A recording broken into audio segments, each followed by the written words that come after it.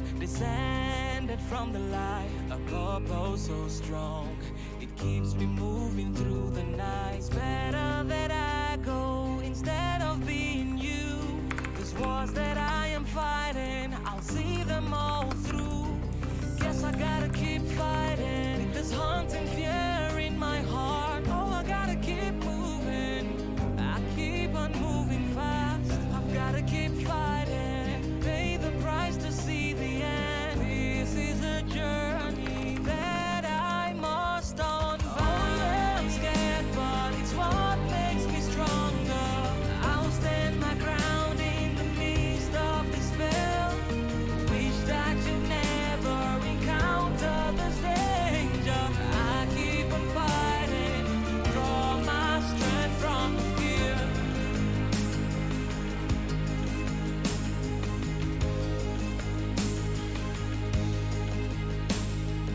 I may pay the price.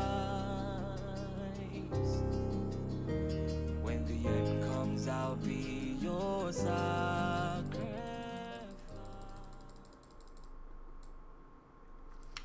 And hey, what's up, survivalists? It's Jay of TeamWnJ here. Welcome to episode 71 of the Levaslier production diary. Today, I want to take some time to talk about one of my favorite things to do, which is martial arts and fight scenes. Like, I'm really passionate about that, and I reckon I could spend 2 hours ranting about terrible fight scenes, as well as some shady shit going on in the particular community that I'm in, that you guys definitely, I think you guys will be interested in this. Okay, now Harry is not with us today, so I'm all alone, so I get to rant about this. Okay, here we go. Now, I'm not going to be doing much in Minecraft. I might switch over to my faces if I find that I'm standing here not doing anything. But otherwise, if there's some chill period, I might just be building a little bit. Mainly today, we'll be talking about fight scenes and martial arts, right? I'm going to use fight scenes as a way to bridge into the actual martial arts conversations because I think you guys will like the little beef going on there. Because Robert Downey Jr. recently appeared on Joe Rogan's podcast talking about his Wing Chun. I ain't shitting on Robert Downey Jr., I'm shitting on his Grandmaster. But that'll come in a bit. Welcome to the stream, Solar PH, Kamatsayan. Yes, Shad did do a fight scene breakdown. I haven't seen that one. Who else is here? Seth Gaming, what's going on? Chase is here. Hero Brian asked if he was late, but he was actually early. Jesse Indo, Soap Gamer, Warped Animations, and Miko X. Welcome everyone to the stream. Okie dokie. So, a few weeks ago, someone asked me, hang on, I think it was Cam. Yeah, Cam shared the Witcher fight scene onto the Discord, and he goes, "Hey, check this out, it's pretty cool." I've already seen the fight scene from The Witcher, right? Because I heard the show was pretty good, right? And the fights, whether the fight scene is good or not, doesn't affect whether the show is good or not. Also, like, if you enjoy the fight scene, good for you. Like, okay, like that doesn't matter. It's just me personally, I really don't like it.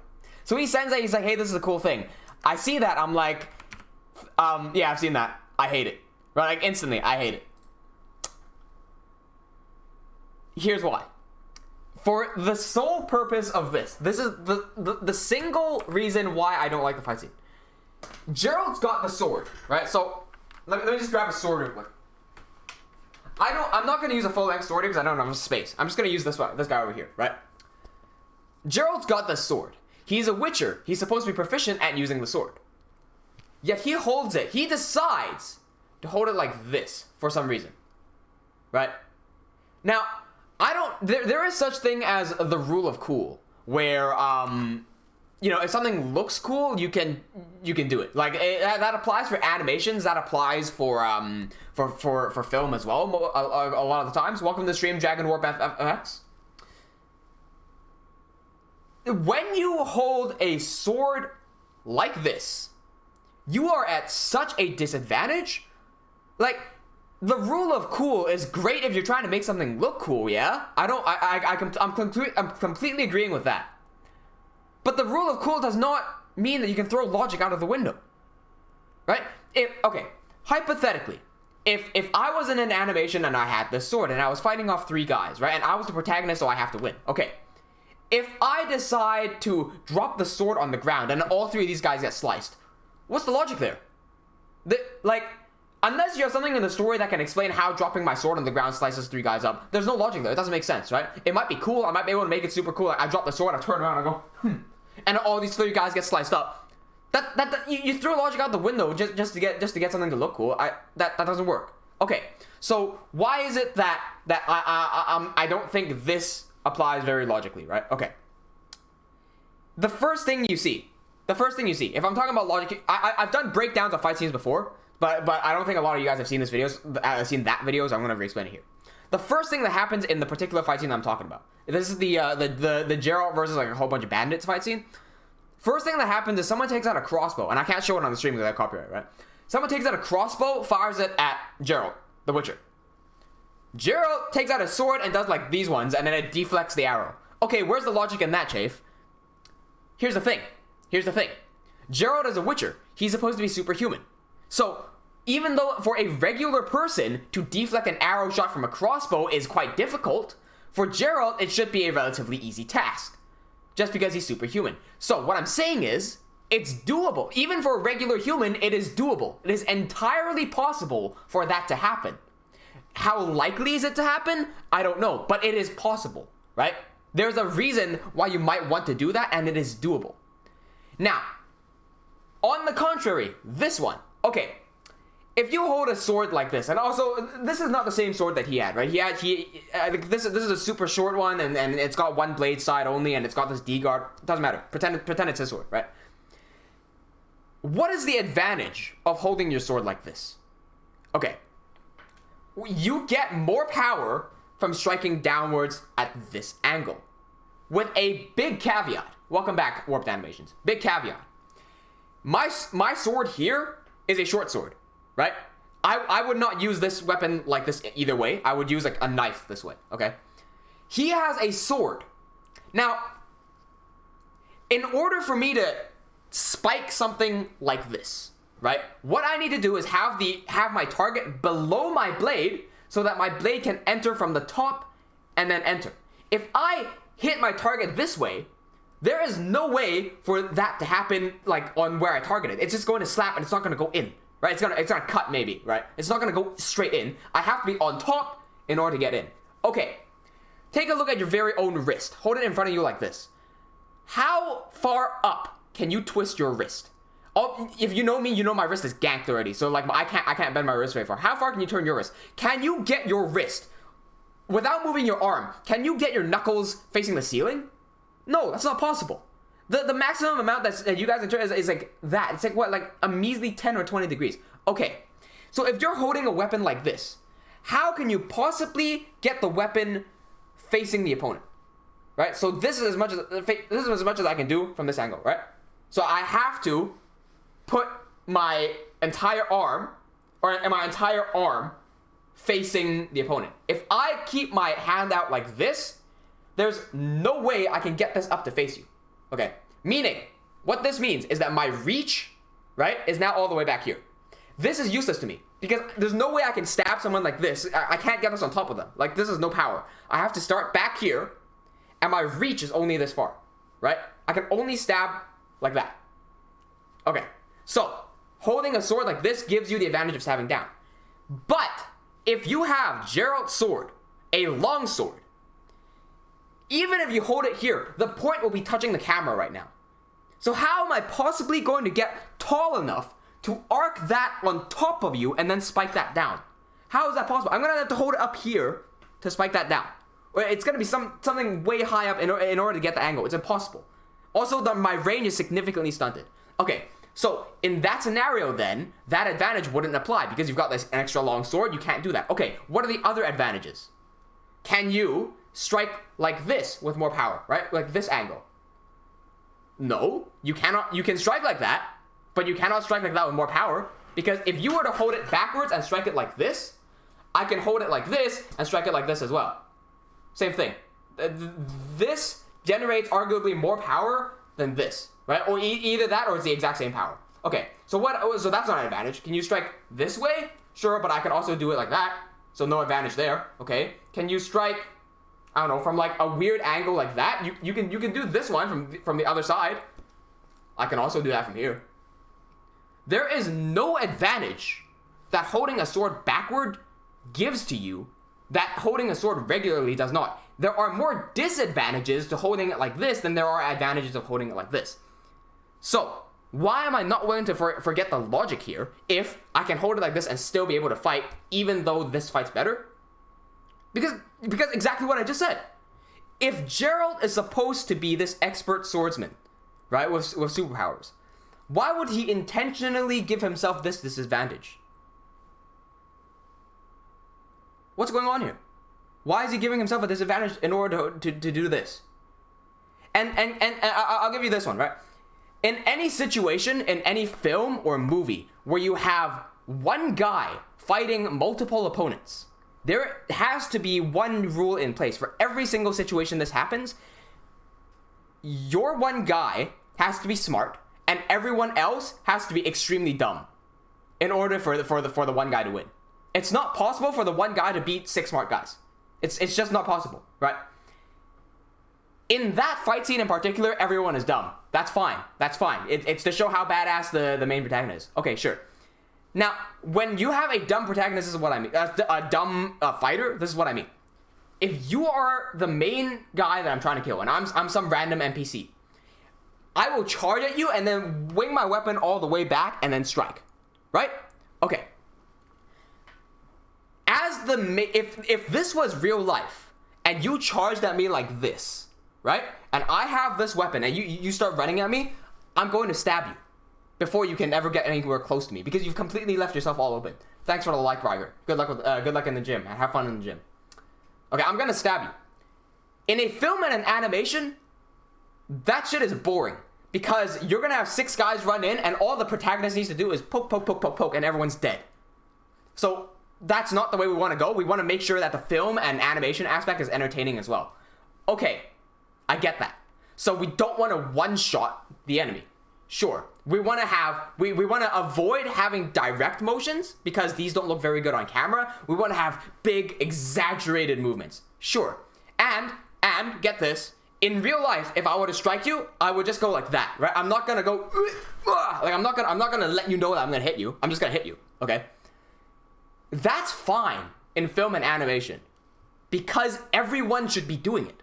If you're on film and animation, every single person should be doing these big movements in order to make it look powerful. So if everyone is doing it, then you're not really at a disadvantage because everyone's doing it, right? So I guess it's like their art style has to require them to swing back, okay? Like it's fine.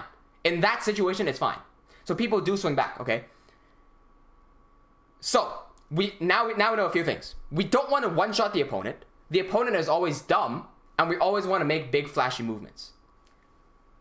With all those in mind, if you take a look at every single move that Geralt does in that one fight scene in the episode 1 of The Witcher from Netflix, the first guy that runs in, here's what happened. The first guy runs in, he does one of these ones. Like, he charges back and he does an overhand swing. Geralt does this. Sword comes in, he deflects on one side, he rolls his blade around, slices the guy in the leg, and then stabs the guy in the head, and then cleaves his head open, right? Okay.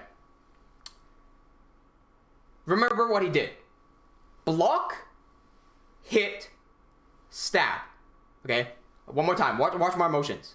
1, 2, 3. That's basically what he does. Now, what I really don't like here is that clearly those motions are super cool. 1, 2, 3 through the head and slice. That's super cool, right? Clearly, the directors wanted to have something super cool there, but instead of looking at proper sword fighting techniques, they decided, I'm just gonna hold the sword backwards because I've seen someone else do that, and without thinking, they think that this is somehow making the characters cooler. When in reality, what they could be doing instead is taking a look at some manuals and seeing what you could do instead. So these 3 moves, 1, 2, 3, followed by the head cut, right? Let me do that properly. Holding the sword properly, you can still deflect. You can still cut the leg. And then you can half sword by grabbing the sword, proper medieval swordsman technique, to stab through the head and then cleave the head through. That's still 100% doable using proper technique. Yet they chose not to do that and instead go for this one. So clearly that's a director's choice. It would not be a character's choice. What breaks this fight scene for me is that you can very clearly see that Geralt, the Witcher, would never use this type of sword grip because he's an experienced swordsman. He knows what works and what does not. There is no reason for Geralt to use a sword grip like this. It breaks immersion because you can 100% tell that it was the director or the producer's choice for Geralt to hold the sword like this. 100%. It completely smashes immersion. You can't say that this person is a blacksmith, right? If there was a blacksmith, you can't say this person is a blacksmith if they never worked with a blacksmith. And they try to make a sword and it comes out as a spoon. You can't say that. You can't say someone's a doctor if all they do is use spoons to fish out eyeballs. That's not being a doctor, right? I can't look at Coca-Cola and call that Pepsi. That's not what it is. So, Geralt being an expert swordsman, that is not what an expert swordsman does. That breaks immersion so much. I hate that. And from a director's perspective, why would someone go for the reverse sword grip instead of sticking the traditional swords and then looking up proper technique? That's what I don't understand. Why go for this? Why, where have you seen this work? Why? What is the purpose of this? I don't understand. That confuses me so much. Why would anybody need to use this? So, if you ask, I bet you if you ask that to the director and whatever, they're just gonna say it's cool, right? And I think in this situation that the rule of cool is ignoring logic here, and it causes a really big immersion break. What I also really don't like is that a lot of people enjoy the fight scene, and I don't know how you can enjoy that. Maybe because most people aren't aware that if you hold a sword backwards like that, you're at a really big disadvantage. Maybe. But for me, I don't know how you can possibly ignore that. Every single time I see someone holding a reverse grip, I'm like, okay, in what situation are you going to possibly use that? I'll give you one situation where I would hold a long sword in a reverse grip. If someone's on the ground. If someone has dropped onto the ground and I've got a long sword, I might flip the sword around just to stab the guy on the ground. That is the one situation where I would hold the sword reverse. Because he's already below me, so if I have such a long weapon, I can easily get that on top of them. Right? And then I can dig that down with a lot of power. Rather than flipping my hand around and trying to stab down like that. Would still work, but this would have more power because I'm going downwards. That's the one situation. If someone's behind me and grabbing me, I will not flip my sword around because my sword is too long in order to get to the guy behind me. Even that wouldn't work. There is only one situation where you would flip your sword around. That's if the guy's on the ground. That's it. Water Game, what's going on? Did you see my Water Game's over on Twitch? Did you see me tag you on Discord? Also, Philman, welcome to the stream. Hey, Philman, you switched your account back, didn't you? Also, FG Newbies Gaming, welcome to the stream. Yo, is the viewer counter in my video correct? I feel like there's a discrepancy in my viewer counter versus what's actually going on. Because I saw some of the numbers spiking up and down earlier. Are any of the moderators on? Can one of the moderators tell me if the number up there is correct to what's actually showing in YouTube? Something looks funky there. Philman says I look like an anime character. I gotta get a haircut. I've been saying that for a while. It's just been taking me a long time. Okay. I'm gonna go into autopilot mode here while I do the rest of the builds here. Okay. Somebody asked me earlier. Titan Dragon asked me earlier, what's my favorite show? Do you mean what's my favorite movie? Or what's my favorite, TV show? Because if you're asking me for TV shows, I don't watch TV. So I don't know how to answer that one. But if you want to ask what's my favorite movie, it's the Ip Man movies. Specifically the ones from Downey Jr. I'm about to get into that as well. H9 now the Wolfie, welcome back Wolfie, nice to see you again. I hope a part of me hopes that the other Wolfie doesn't come on because otherwise I'll be talking to two Wolfies at the same time. There are 4 on YouTube. Okay, it was weird earlier. The number was showing like 3, but then I saw like about 10 people commenting. So I got no clue what that was about. Okay. Anyway. What was I talking about right before this? I forgot what I was talking about. Right, my favorite movies. Right, Ip-Man series. Yeah, so when Cam shared the Witcher fight scene, right, on the TeamWnJ server, and I saw it, and I said I don't like that because of the reverse sword grip. And then Cam goes, okay, so what do you like watching? I showed him the Ip Man thing, and he goes, what's Ip Man? I'm like, oh, right, people don't know what Ip Man is. Okay, if you don't know who Ip Man is, okay, first of all, you can type that into Google. It's IPMAN. So IP space MAN. It's not IP Man, it's Ip Man. That's a Chinese translation into English, right? Ip Man is Bruce Lee's martial arts master.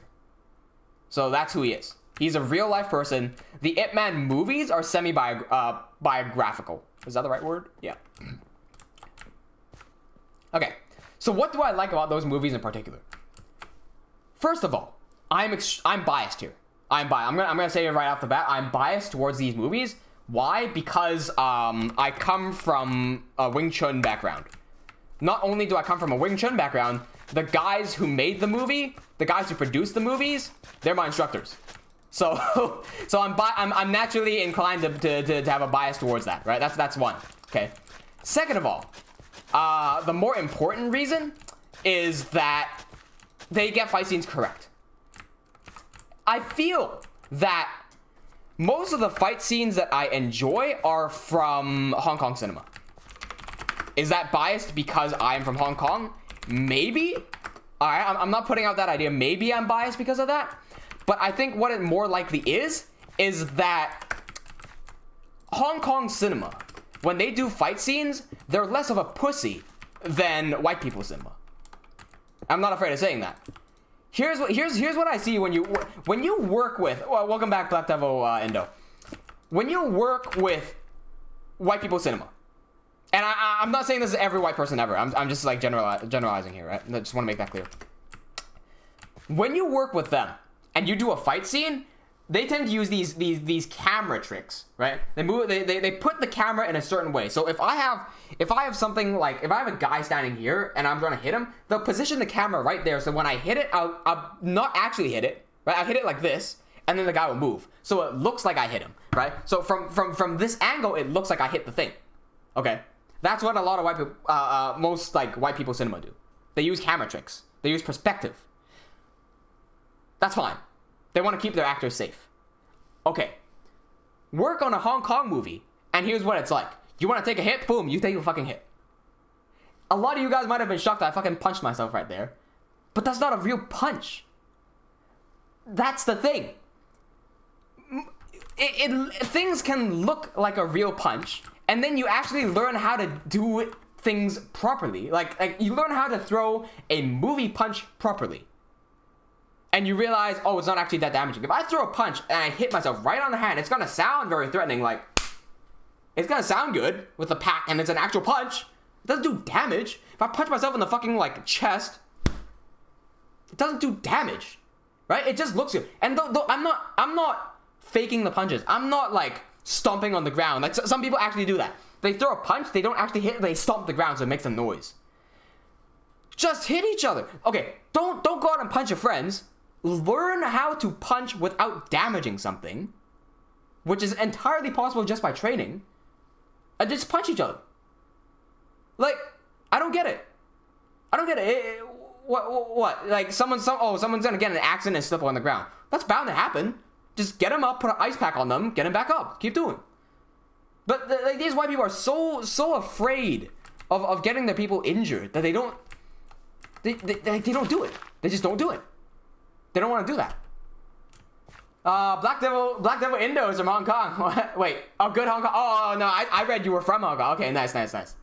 Frazon, welcome back. Okay. So.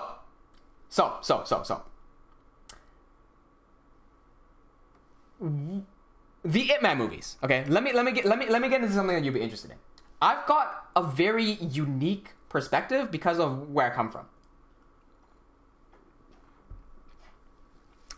Is anybody here watching the stream familiar with Ip Man?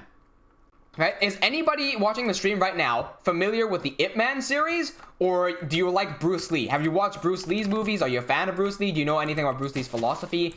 Anything like that? Because if you do, it's gonna really help you here, and I can push you into some insider knowledge. Because I've got some information. Right, I have got some information that you can only get from me about the entire Wing Chun community and how shit dirty it is. I kid you not. Let me start easing you in, right? Ip Man, the first movie for Ip Man. I'll pull up the poster so you can know what I'm talking about. Not Ip Man 4. Ip Man 4 recently came out. It came out last Christmas. Oh, I love it. This is the first ever Ip Man movie. Ip Man is the kung fu master of Bruce Lee. Ip Man is a practitioner of the martial arts style Wing Chun, right? That's the martial arts, the style name. When you hold the palms like this, right? The particular stuff that he does, that's Wing Chun. Okay. I'm not gonna tell you about the movie. The movie doesn't matter. So, my martial arts instructor, one of them, is the producer of this movie. Now, I want to be careful what I say here because I don't want to. The politics in this community is crazy. I don't want to say too much because people are going to take my words out of context, right? But my master is the guy who produced the movie, right? Let me just put that out there flat and straight. Okay, cool. Before this movie came out in 2008, nobody knew who Ip Man was. And not many people knew the martial arts style Wing Chun. After this movie came out, everyone knows what Wing Chun is. Everybody knows who Ip Man is. Everyone's talking about it. If you talk martial arts to someone, they're gonna know what Wing Chun is, right? After this movie came out. Okay, so basically, what I'm saying here is 2008, because this one movie came out, it inspired so many people all across the world after seeing this movie to go learn Wing Chun. Okay.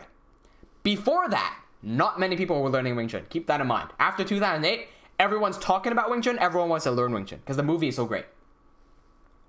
Okay. Here's where it gets dodgy. Right? Robert Downey Jr. Robert Downey Jr. is the actor who played Iron Man. He's the actor who played Sherlock Holmes. He's a great actor. I love this actor, right?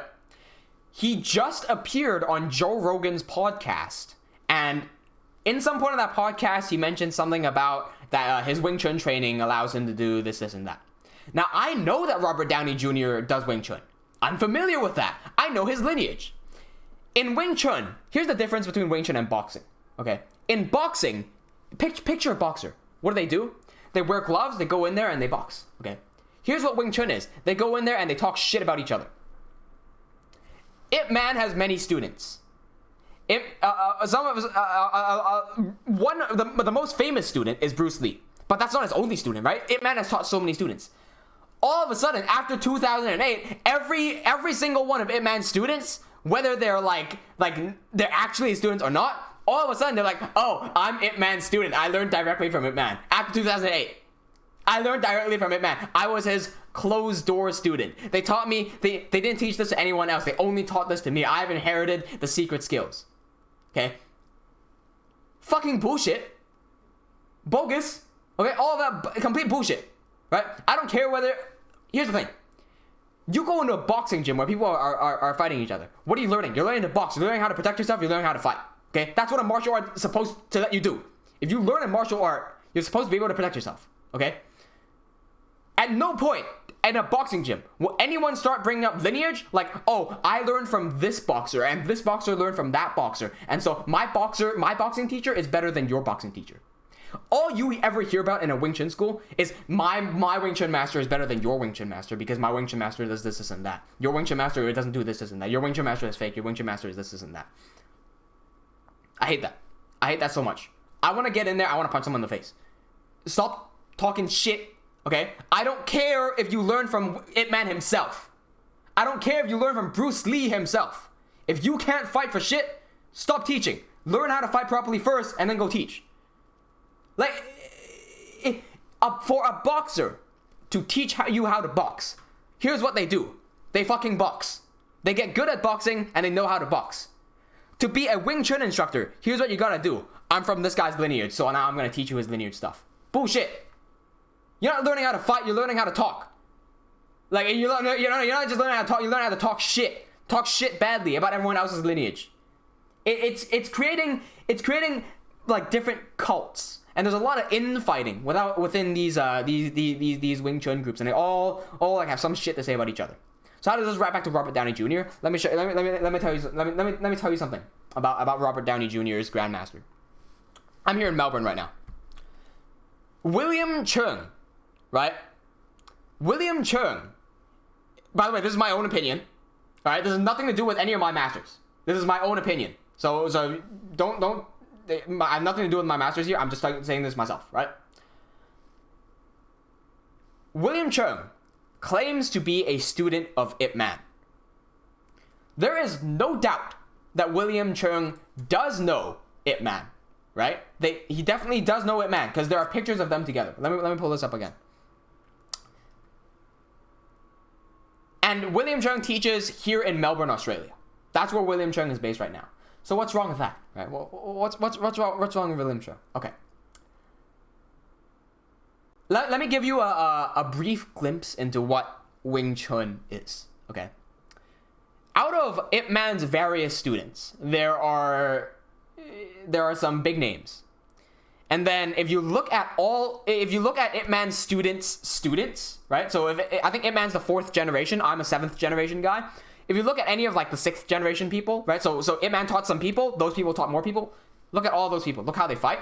Look how they do their Wing Chun forms. Because Wing Chun, it's like karate. You stand there and you do a few things, right? You look at any other student, any of them, right? They're gonna do something similar. The first thing they're gonna do is they're gonna stand here like this. They're gonna do this one, do that, and then do like all these movements, okay? Right here, just like that. What that is teaching you, right? The basics of what that is teaching you is about your center line, right? There's a line coming from my center to you right now. The basic principle of Wing Chun is to protect your center line. That's what they advertise. Whether that works or not, I'll get into that in another video. So everybody else that Ip Man taught does this. They start here, they move their hand to the middle, they punch, right? And look how they punch. They punch with their elbow in the middle, so my center line is now covered. They move their hand like this, so that the hand is facing the sky. They roll their wrist, and then they take it back. Simple. Thank you for subscribing, Black Devil. Okay, and then they do that with the other hand. That's the first thing they do. This is what William Cheung does. Okay, I've only been to one seminar for William Cheung. I've seen his shit, but I don't train under him, right? I don't want to train under him. This is a rough estimate of what he does. Remember, what I want to do, keep everything in the middle, flat, roll, back in, okay? This is what he does. He punches, okay? So, sorry, he does this. All right, okay. Here's what you're supposed to do. Watch, all right, in proper pace. If I was demonstrating this to my master, right? Okay. You see how there were distinct movements? Lock, fire, time, roll, back. Simple. This is what he does. Fuck is that, man? What on earth is that? Holy shit. Holy shit, man. He does that for everything. Okay. Wing Chun has 3 forms, like 3 katas, 3 sets of movements that you do, right? You have to do this, and you do that with the other hand, and you do this one, and you do like that, and whatever. Every single thing that William Cheung does has been modified in some way, shape, or form. And it all looks ridiculous. Okay. So now we can tell. Okay, hold on. Let me break this down for you. What's wrong with William Cheung doing this? Right? What's wrong with that? Thank you for subscribing here, please. What's wrong with that? Okay, fundamentally, the principle of Wing Chun is guarding your center. If I load it here, fire it. This teaches me where the center line is because I fired a straight line from my center. Okay? And then it teaches me how to retract. When William Chun, he goes like this, right? And he just fires out of a curve or some shit, right? That's not straight. He goes out on the side and he fires a curve out, okay? Then he doesn't stop here. He does one of these ones. Where is the center? Your center is all over because you've just drawn a fucking halo around it. You've drawn a halo around it and then you bring it back in. What? Okay, when you get into the deeper understanding of Wing Chun, you understand that your entire body is connected, okay? The basics of punching, whether you're doing boxing, whether you're doing Muay Thai, whether you're doing MMA, whether you're doing Wing Chun, the very basic fundamentals of punching is that this is not a punch. When I wing my hand out at you, this is called an arm punch, okay? An arm punch is what I do on the movies. If I want to hit you without damaging you, I do an arm punch. Why? Because this is no damage. My body's not behind it. I'm just winging my arm out. I can hit myself in the face as much as I want. This is not going to do any damage to me, right? It doesn't hurt. It doesn't do anything. I'm expecting it. It's slow. It doesn't do anything to me. If I wanted to do a real punch, you understand that your entire body has to go with it. So, if I want to punch with this hand, I don't just do this. There's nothing. I will start from my foot. I will kick off the ground like I'm jumping upwards, right? But I jump towards the opponent. I jump and I rotate my hip, and then I rotate my chest, right? So I do all of those movements, and it's my entire body fires out. You can see the amount of power there. Just everything is moving, right? Everything moves. That's a power punch. I don't do this in a film because I'll kill someone. Right?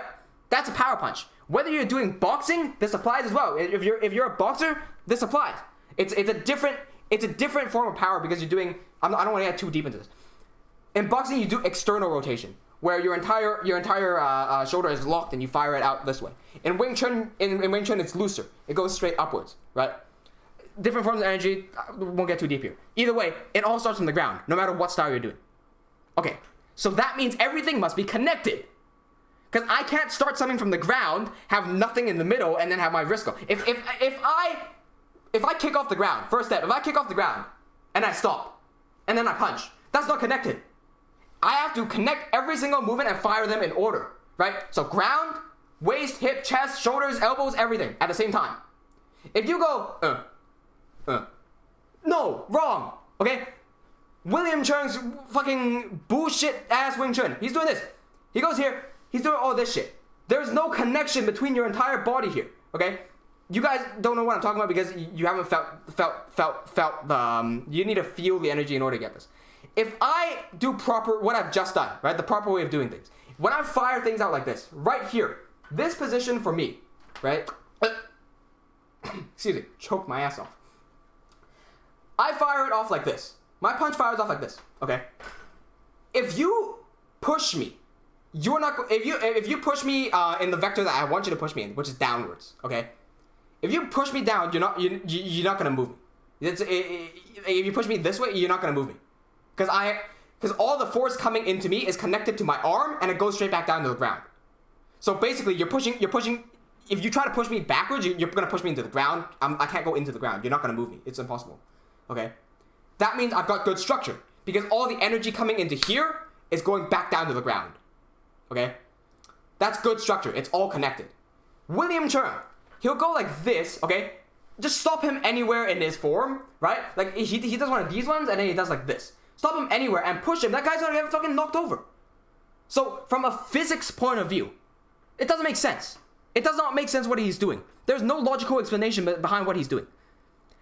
Now that you know that William Chun shit does not work and is different from everybody else's, why is it different? And this is the part that pisses me off. Why is it different? William Chung's explanation for why his Wing Chun is different. You see, back in the day, martial arts was very, very secret. And Wing Chun was a very secret martial art. Only people who knew Ip Man would be able to learn from Ip Man. And so, I was a very hard-working student. And there was a tradition. There was a tradition. When Ip Man's master was taught by his master, there was only one successor who could learn the traditional, the real system. And that system was taught all the way down to Ip Man. And Ip Man would not teach this traditional system to anyone else. Ip Man only taught this system to me at midnight. And so I'm the one who know. That's why my stuff looks so different, because I learned the real system, the one that nobody else learned. Oh, by the way, he calls it traditional Wing Chun. His Wing Chun is not just Wing Chun. It's traditional Wing Chun, specifically traditional Wing Chun, right? First of all, I'll take the words right out. This is words from Ip Man's son, okay? Ip Jun. If you were a martial arts teacher, right?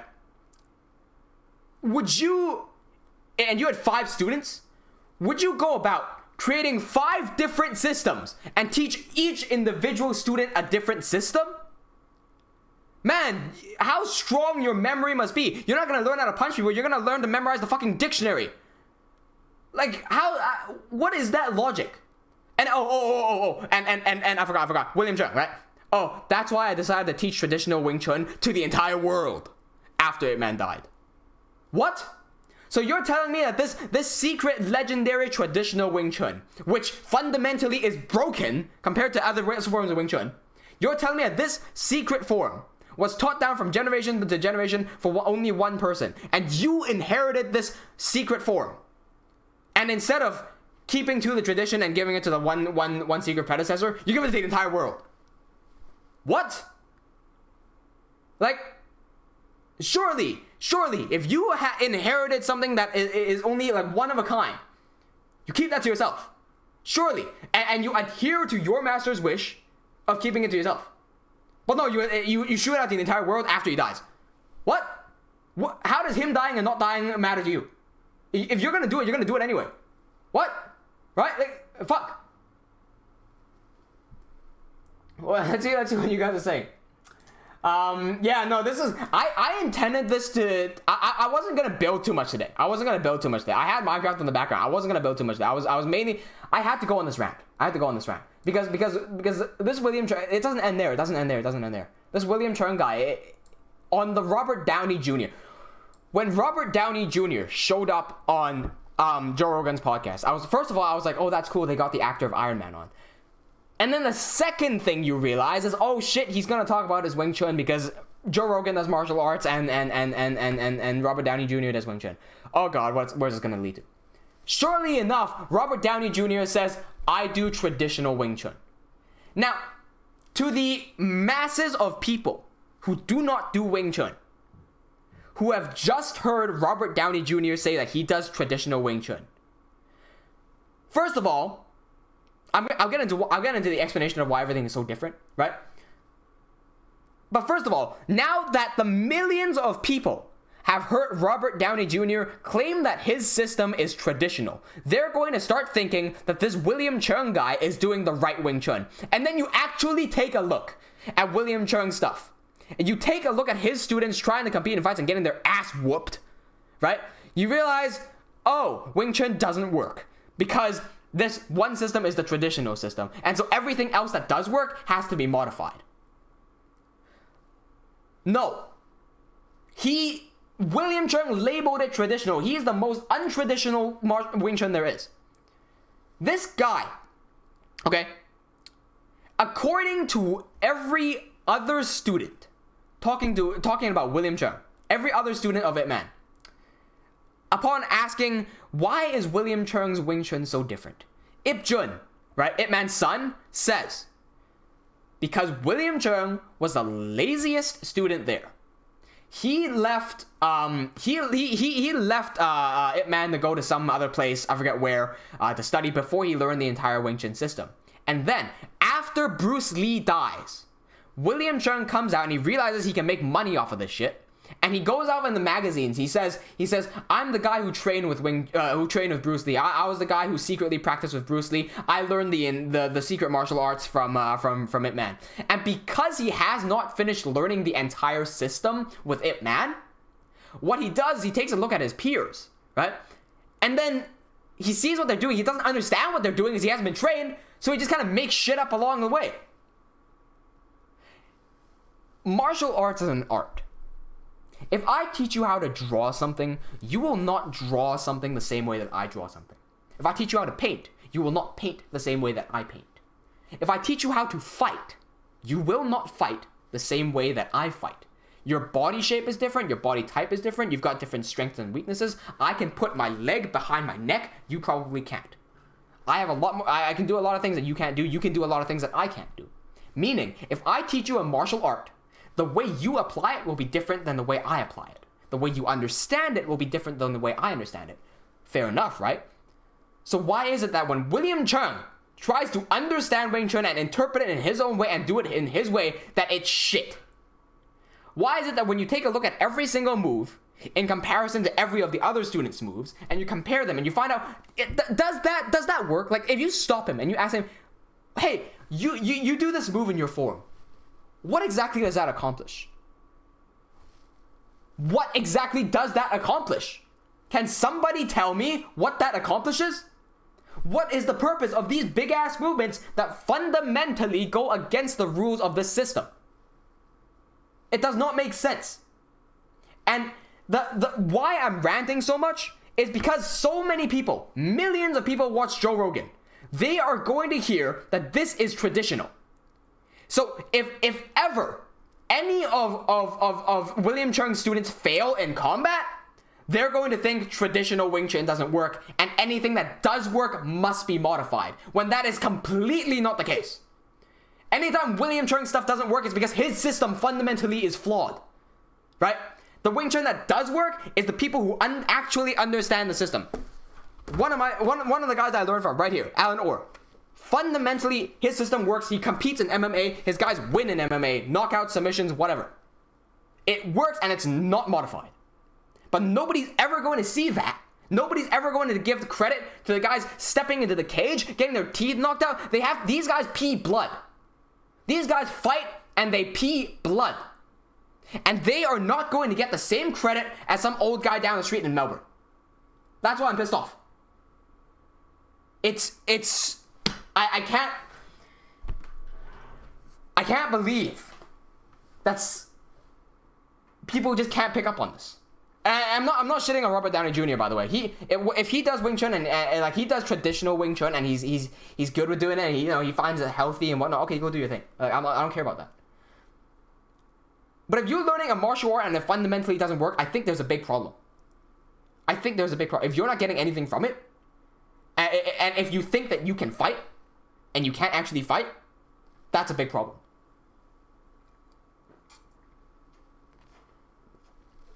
Wolfie, what do you mean, what's the name of the school? Which school are you asking for? Also, Impro112, welcome to the stream.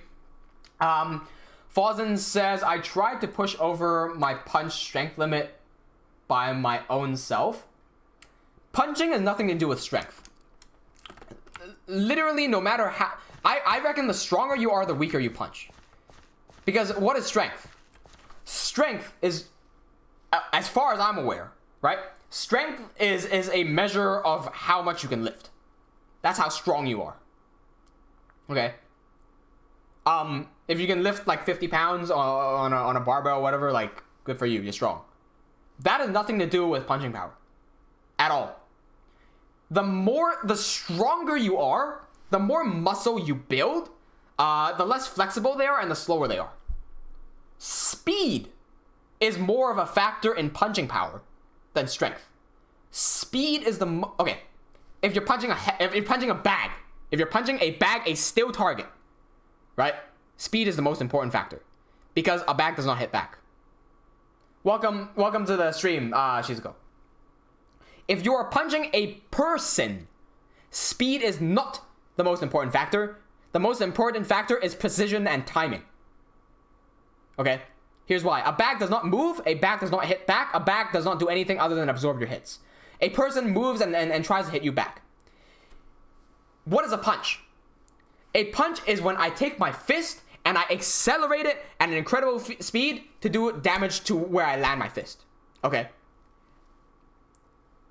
A punch does not have anything to do with my fist. It has more to do with me throwing this object known as my fist at a target really quickly. If I grab a bowling ball and I throw it at you, it will hurt. Why? Because the bowling ball is heavy, I've smacked you with it at a high speed. It does damage. Impro112, I'm using the Conquest resource pack. Okay. Meaning, what this means is that the speed and acceleration of an object smashing into another object causes damage, right? Mass times acceleration equals force. How heavy something is, combined with how fast something is going, equals damage. There's nothing to do with strength in there at all. So when you're fighting a person, I can guarantee you that unless you're a giant, that the person you are fighting is heavier than your fist. So, if you put a fist, if you just took someone's arm off and you put a fist and you put it on the ground and you screwed it in, right? Put a fist right there. And you take your opponent and you drop him onto the fist. What's gonna happen? He's gonna knock the fuck out. He's gonna eat his own fucking teeth. That's what's gonna happen. The punch has not moved. The punch has stayed there. The target has accelerated towards the fist. So when you're fighting a guy, timing is more important. Because if the guy throws a punch at you and you dodge that, and he's still coming towards you, he is flying into you, and you just stick your fist there, he walks into your fist, will knock himself out. Now you combine that with a super powerful punch, guy runs at you, and you throw a powerful punch, whack! Car crash. Guy's fucked. That's only that applies when you have a guy that's trying to attack you, right? When you can see and be super precise that a guy's punching you and you dodge that and he's still coming towards you and you got the perfect shot there and you don't miss and you hit it perfectly as he's coming in. Pop! Done. If you're hitting a bag that's not hitting back, then it's not how tight I go in. The tighter you are, the slower you are, the less damage you do. The more tense you get and the more angry you are, the more tense you are, the more you throw, that's a weak ass punch. The more loose you are, the more fluid. Fuck! Speed matters so much more. There's probably a lot of quotes that you could have taken from me that with no context will not make sense to anyone else. If you throw a bowling ball, it will hurt. It's true. It's true. It's true.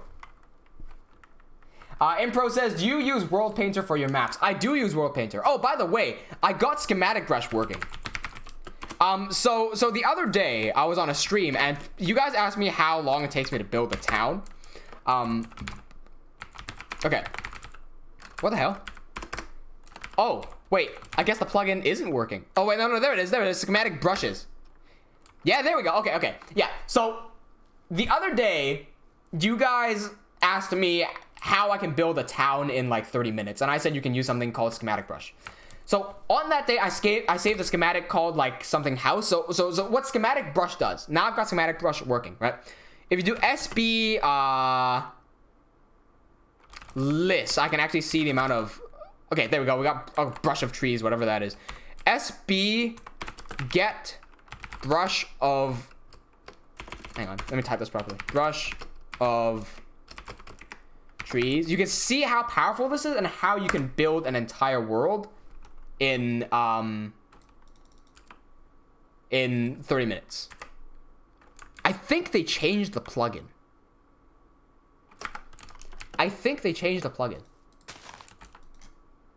This is not the way the plugin used to work. No, they changed the plugin for sure. Okay, I'm gonna have to look into that.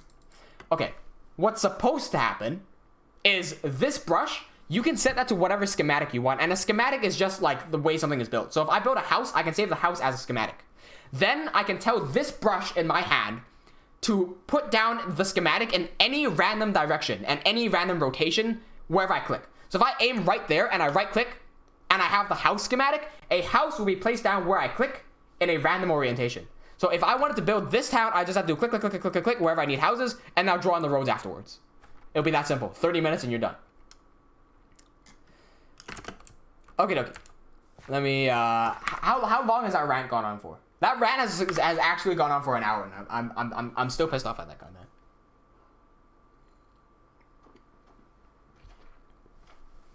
By the way, feel free to ask me to check out any, and feel free to ask me any opinions of any fight scenes that you find, if you want me to talk about, like, for me, right? If I see a shitty fight scene, and as someone who knows how to fight and is very knowledgeable in martial arts, when I see a shitty fight scene, it doesn't instantly throw me off like the entire movie is bad. I don't care. Like, one fight scene does not determine the entire movie, right? But what I do like doing is taking an honest look at whether the fight is good or not, assessing what they did right and what they did wrong, and for the stuff that they did wrong, how can they do that better? How can they do that more realistically? And by the way, realistic doesn't necessarily mean better. Realistic does not mean better. If you think about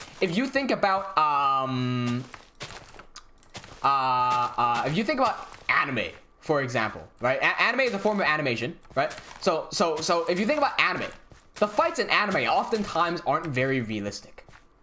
But that doesn't really matter because they're not really aiming for realism. If they are aiming for realism, okay, then we've got to talk. But most of the time, they're not aiming for realism. So, like, that's fine. But then, how can you make that better? Like, it's still talk about how you can make it better. I just love doing that. For me personally, it's a good brain exercise. Because I'm also an animator. You gotta remember that. I'm also an animator. I want to learn how to animate it. You know? Okie dokie. Now,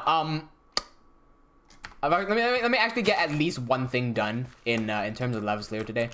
I marked today's stream down as Levaslier Production Diary because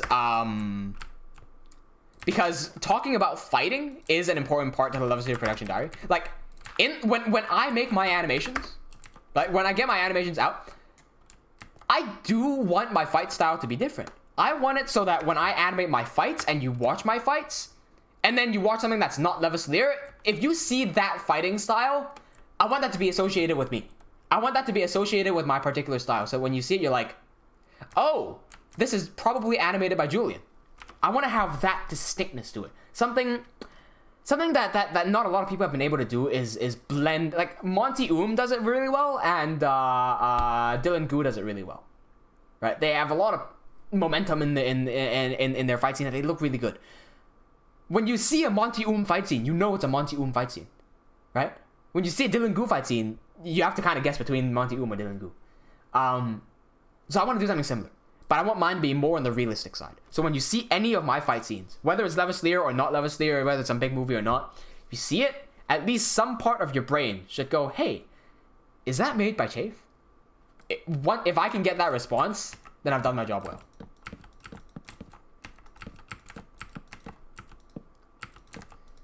Eric says, hey, what's going on, Eric? Oh, hang on. Before I get to Eric, Impro112 says, what's my favorite transition in C4D? What do you mean, what is my favorite transition in C4D? I don't use transitions in Cinema 4D. I'm not sure what you're talking about. I think the wording might be different here. Yeah, I'm not exactly sure what you're talking about there.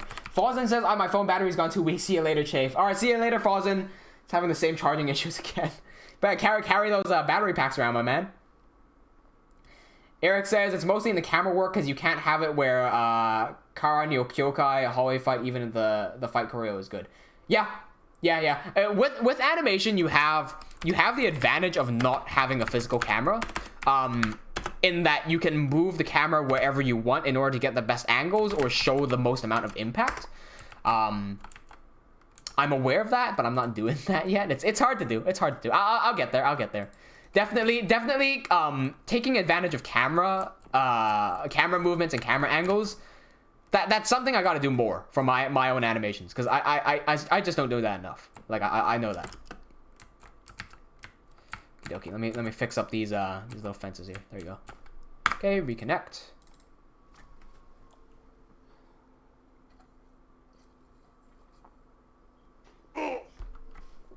What? How the hell? What? What happened?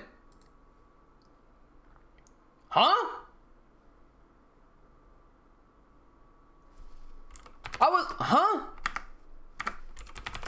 I was trying to keep my, like, last time since player died down low. Damn it! Since did you know there's a timer for how long it's been since you died? My timer was some dumb shit like 1,000,000 seconds or something. Now it's back down to 12 seconds. Come on. What? Why? Who done this? My god. Anyway. Wait a second. Oh, shit. I was gonna change this biome. I forgot to change this biome. Set biome mountain edge.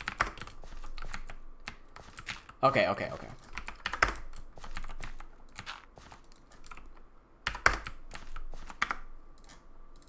Here we go.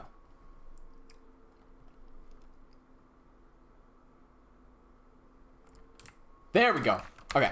So, with Conquest, I've said this before in a previous stream. I'll say it again here because people might be curious of how I'm getting these textures in. With Conquest, you can get what are called biome-specific textures. So, when you change a biome, depending on what block you have in there, they may have a custom texture. And if they do, they will switch to that texture. And so, these are just yellow flowers.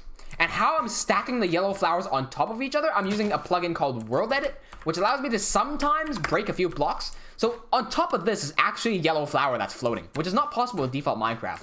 But with World Edit, it is possible. Yeah. Well, hang on. Warped Animations. Warped Animations says, I feel your pain losing that record. Hang on. Warped Animations, do you play on a public server? Or do you play any public servers? Because I don't play any public servers at all. Speaking of servers, the TeamWnJ server is being worked on by Andrea. I think she is. Andrea started looking into how to make plugins, and you know I've given off quite a few good ideas for what plugins I want the server to have.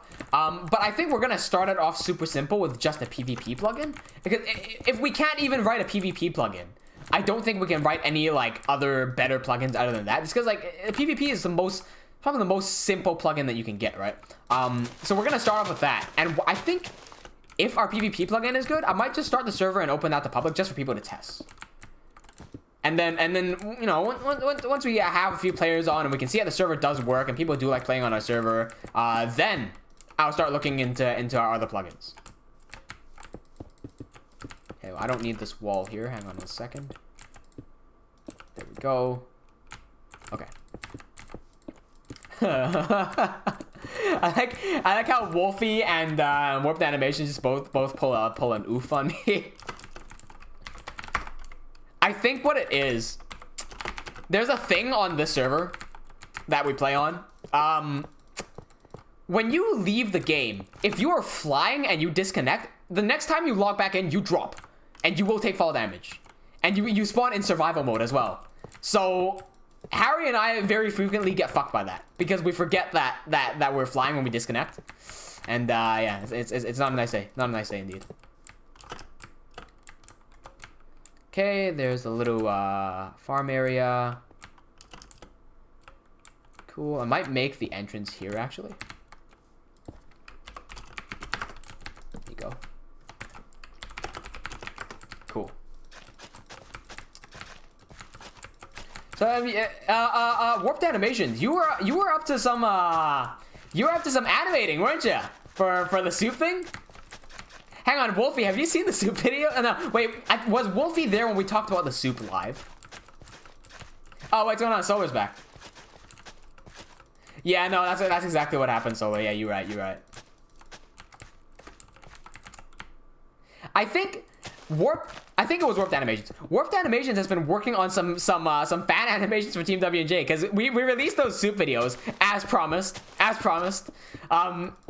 And he liked them so much he decided to animate them, which is fantastic. I think there's one part left. I think there's one part left. I've got a...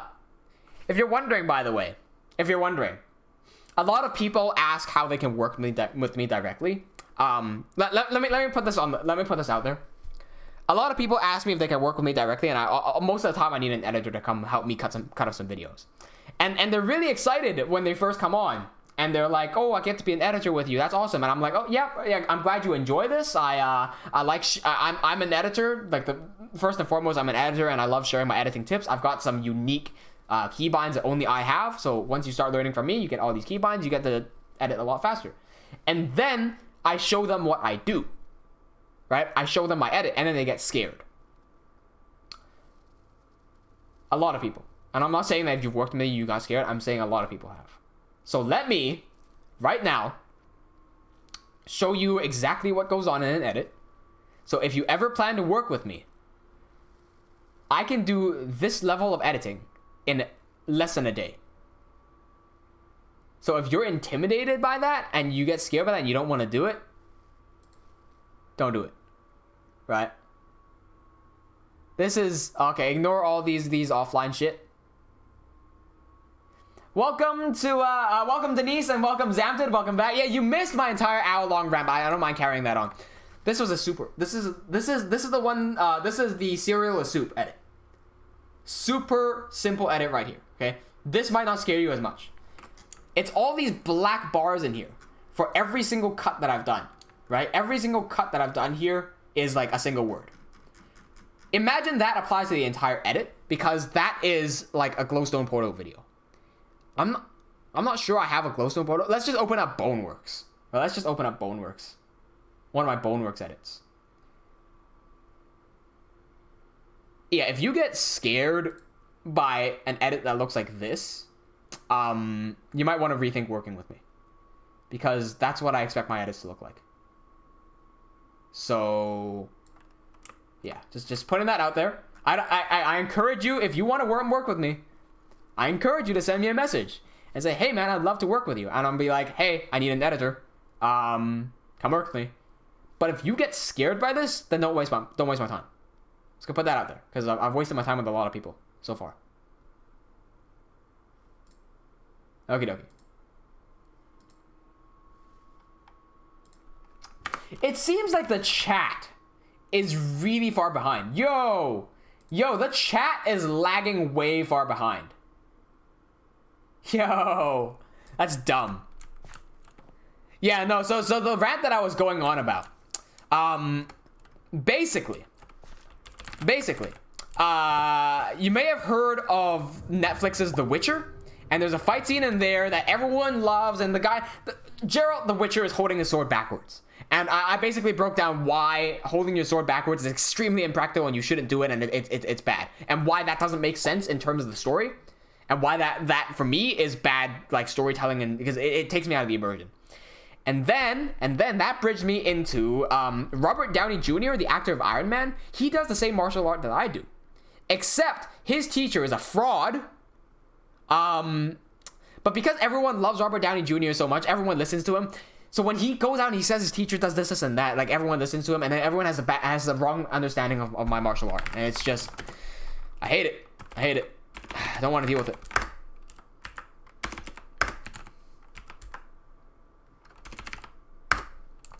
Is anyone else here? Actually, I'm thinking if I can reroute a little bit of the Wing Chun conversation back, because look, listen, I love talking about martial arts shit, like that rant there. I love doing that so much, just because there's not that many people that I can talk to about martial arts that I can talk to for hours about. There used to be one, like when I was living in Canada, the guy in the room next to me, he got me back into martial arts, because I fell out of love with martial arts for a while. He got me back into it, and because he lived next to me, we talk about it every day. I remember we were up at 3 a.m., and we were doing martial arts. And then when I moved to Australia, he was still so interested. I was up at 5 a.m. teaching him martial arts. But like, I don't get to talk with that guy often because he's in Canada, man. He's in university now. But when I get to live stream, I get to say all the shit that I want, and I get to actually say the shit out. And I get to vent my frustrations about how fucking dumb these people are. So I want to see if there's anything else I want to vent out there that might be interesting to y'all. Warped, why are you freaking out at Premiere 2020, man? What's wrong with Premiere 2020? Let me get my debug stick back so I can fix these little offenses here. Minecraft give chafe. No, you fuck. Debug stick. Okay, here we go. I think.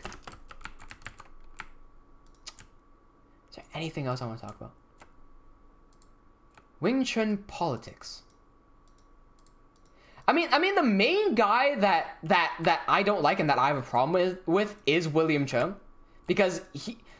Okay, for everyone who joined in late, you're gonna be confused. William Cheung is a Wing Chun instructor. Wing Chun is a martial arts. Is a martial art. William Chung claims that he learned from Grandmaster Ip Man and he trained with Bruce Lee. But that he's saying like a half truth. It's not the full truth. And the problem with that is that he claims that his system is traditional.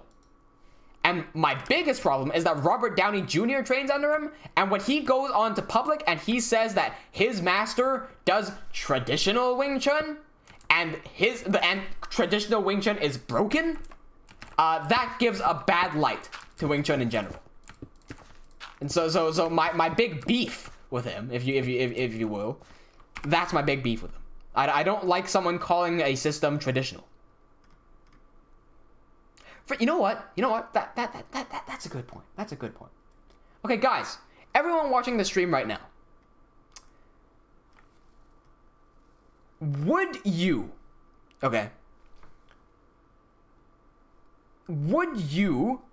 go back in time and grab a random piece of random food in some random location somewhere and put it in your mouth and eat it?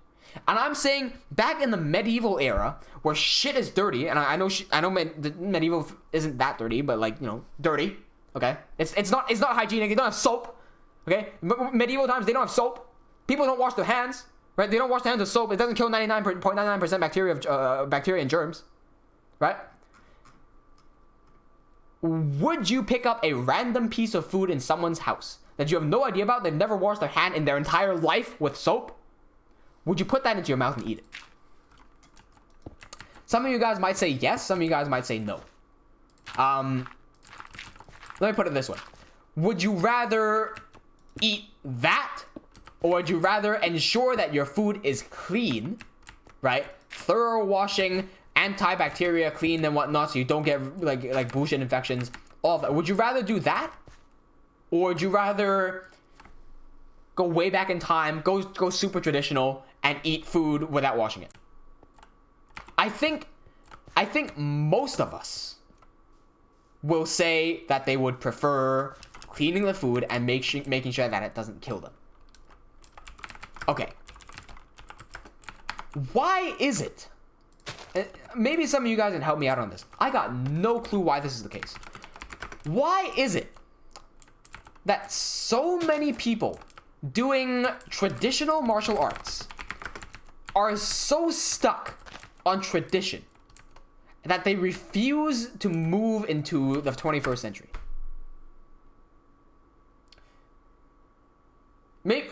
Maybe you guys don't watch martial arts as much as I do, and you're not as into the whole thing as I am.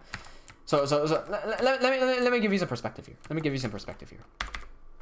Has anyone here seen a self-defense video? Can anyone watching right now tell me if you have seen a self-defense video? Like anywhere, whether that's on YouTube, on TV, or anywhere else. A self-defense video. Or someone claiming to be a self-defense expert showing you this is how you disarm a gun, this is how you disarm a knife. If someone grabs you, grab them, kick them in the balls, poke them in the eye, that sort of shit.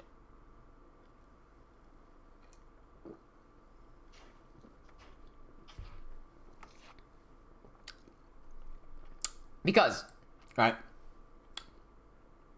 I can guarantee you that 99.99999% of people who tell you that they are a self-defense expert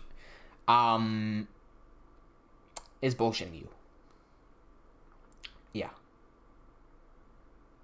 Because I wish Harry was here right now so he could react to this, right? If all the self-defense... If you haven't seen this, by the way, because I just saw Warped Animation saying self-defense videos now.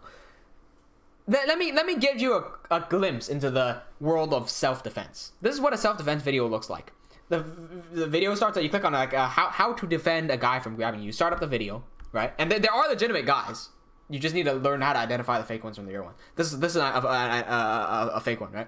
You load the video, and there's some chick standing there, and there's some big guy standing next to her, and they're like, if you were grabbed in a street fight, how do you get out? No. Here's the best one. Here's the best one, actually. No, even better.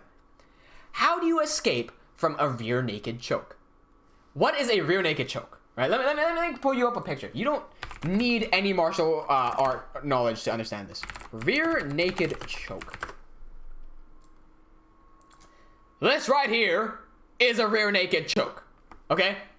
Let me find an actual good one. Okay. That's perfect. That right there, he's defending it, but that right there is a rear naked choke. Even better. Here, even better. Rear naked choke. Right? A rear naked choke looks like this. Usually we practice it on our own leg. So I'm gonna use my leg here for an example. Look my gorgeous thighs, right? Imagine if this is some dude's neck. I will slip my... I'm gonna pull this away so you don't get distracted. Imagine if this is some dude's neck. His head is here. He's looking that way. I'm behind him. I will slip my hand underneath his neck. I will not choke him with my forearm. I will slip my arm all the way through, and I will get my elbow underneath their chin. My elbow is underneath their chin. I'll latch onto my own bicep. I'll clamp down using the back of my hand behind their head. And then I squeeze and I put my chest out. I pull my arms in, upwards, and I also take a deep breath in to put my chest out. This restricts the amount of space in this little area there. So imagine this. Imagine someone's neck is there. Right? That's gonna kill him. It's going to shut them out. Okay. Here's what self-defense videos look like. Same choke. They have a lady standing here, and I'm the attacker. How do you escape from a rear naked choke? This is what a rear naked choke looks like. They'll do this. You see the problem here? Okay. Here is my rear naked choke. Okay. See the amount of space right in there? That's the amount of space you have for a neck. Okay. This is their rear naked choke. The amount of space there. Who's trying to choke you, man? What type of attacker goes in like, and tries to like choke you like that? No one. There ain't no attacker gonna attack you like that. And then these self-defense experts have never fought a day in their life. They've never learned how to escape. They've never learned how to put on a rear naked choke and never learned how to escape a rear naked choke. They just thought of a way to escape it without actually training one or ever being put in one. You're gonna hear this. You're gonna hear the following three a lot. If they have their arm on you, these are some of the ridiculous ones, right? Okay, first one, most common one. Imagine someone's behind me and they're choking me. Here, they say this, right? The chair is the guy choking me, right? They'll say, excuse me. They'll say, take a step out to the side, use your hand, and bitch slap him in the nuts. And then they'll let go because their groin is painful. Or get this one. Put your hand down, hit him in the nuts, and grab it and squeeze it. Your goal here is to crush the testicles. I apologize to all the male audiences here who just cringed at that line, but I've actually heard that one, right? And you're going to squeeze and crush their testicles. And because they'll be in so much pain, they'll let go of you. Then you can run away. Okay? Here's another one. Here's another one. Chair is choking me. If someone puts you in a choke, reach your hand behind your head, and find their eyes, and shove your fingers into their eyes. The irritation in their eyes will cause them to let go and cover their eyes. Okay?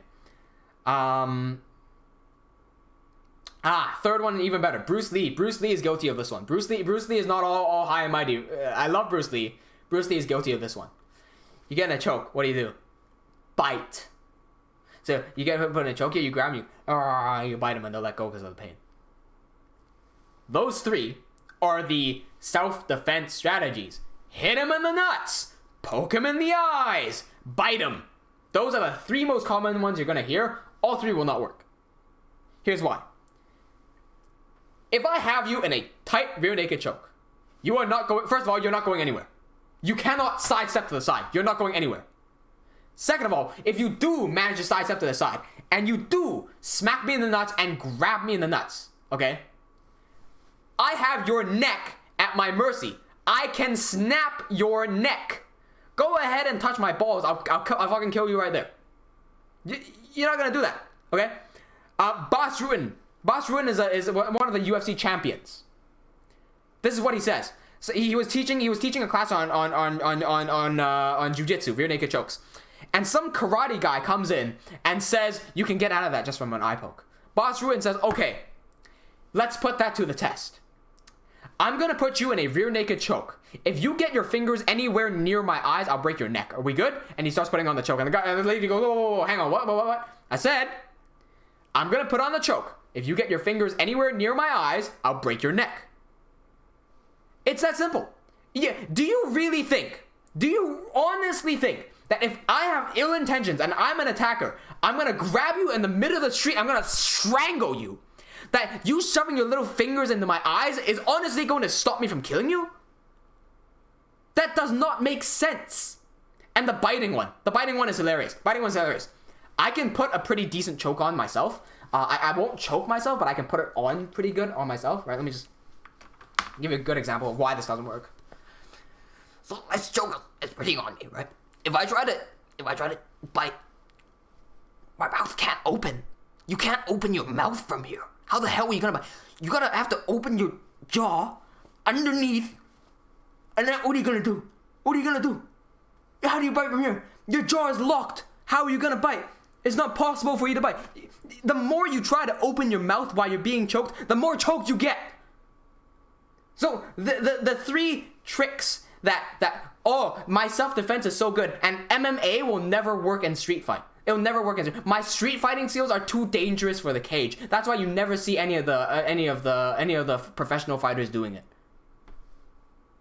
Bullshit. Doesn't fucking work. Honestly, think about that for a second. The only reason people believe that biting and eye gouging and groin kicking and shit works is because they have never seen an actual fight happen. Okay? I'm not saying that if you kick someone in the nuts, they won't go down. If you kick someone in the nuts hard enough times, I'm 99.99% sure that they're gonna go down. But how many of these self-defense experts can properly throw a kick to the groin, right, without getting knocked out? How many can throw them with enough power, with enough accuracy to actually hit me in the ballsack? And will I just stand there and let them hit me in the ballsack if I was trying to attack them? And if I was really trying to attack them, do you think one single kick to my balls is going to stop me? I have been sparring with Harry, right? Harry learns how to fight mainly from me, right? So I'm not some expert fighter, but like, you know, I really like martial arts. I like teaching people just for fun. Right? I'm not teaching them to be a world champion. I'm not teaching them to be street safe or whatever. I'm just, you know, having fun. So I'm sparring with Harry. We've got gloves on. I'm just like touching him a few times. He decides, hey, Julian's punching me in the face too much. I'm gonna go down and punch him in the stomach. He ducks down and punches me right in the balls. I kid you not. He goes, I do one of these ones. I'm punching him in the face. He hits me in the balls. I do one of these ones. I'm like, ooh. And I continue fighting. He's not trying to hurt me. He's sparring with me. He's not trying to hurt me. But I felt that. Okay? I continued fighting. I didn't make any big deal out of it. What's going on, Rita and Gabriel, by the way? I forgot to welcome you two. He punched me in the balls. So I punched him a few more times. I take out my mouthpiece. I'm like, bro, you punched me in the balls. And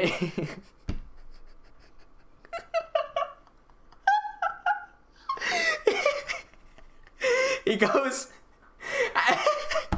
I love it when someone punches you in the balls and then you tell them that you punched them in the balls and they don't know. Like, how do you react to that? What would you do if you accidentally punched someone in the balls and they had no reaction and they said, bro, you punched me in the balls? Because that's what Harry had to deal with.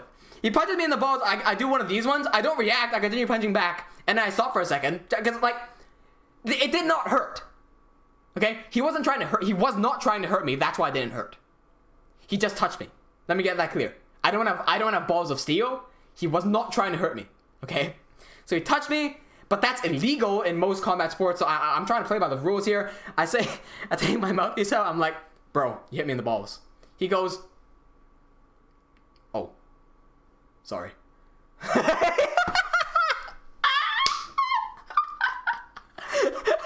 It took him a second, and he was like, my bad. It was so whimsical. The way he just like brushed it off, man. Afterwards, He punched me in the balls twice. Afterwards, I was saying like, you punched me in the balls. He goes like, yeah, I know I punched you in the balls, but then after I hit you, I was going to say sorry, but you had no reaction. So I was like, wait, maybe I missed. And then afterwards, you said, bro, you punched me in the balls. All of a sudden, and Harry was so caught off guard. He was just like, oh, sorry. The best. My bad. It was ridiculous. Oh. Either way. What I'm trying to say is, when I go into fighting, when I'm not sparring, when I'm in a locked cage scenario, fighting against another trained fighter, not some random street bum, when I get locked into a cage and I'm facing off one-on-one against another trained professional fighter who is able to kill someone, right? And I eat a kick right to the nuts, which has happened, a full power kick right into the nuts, I go down, okay? And then, because of the rules, a nut kick is illegal. What could happen is the opponent could have a point deducted, and you have in the rules that I was playing in, you get 3 minutes of rest. 3 minutes of rest, right? When you're fighting, you get tired. So I get kicked full power. I'm like, oof. And then it clicks. That's illegal. So I drop, okay? It does hurt. It doesn't hurt enough for me to drop. But because of the rules and because of that rest time, I can drop. I'll drop and I'll be like, oh, my balls. Oh, I don't have children anymore. Oh, itai. Oh, I see some white stuff coming out. Like, and then I go in the corner of the cage and I you do one of these when you're like, and you shake a little bit, right? Okay.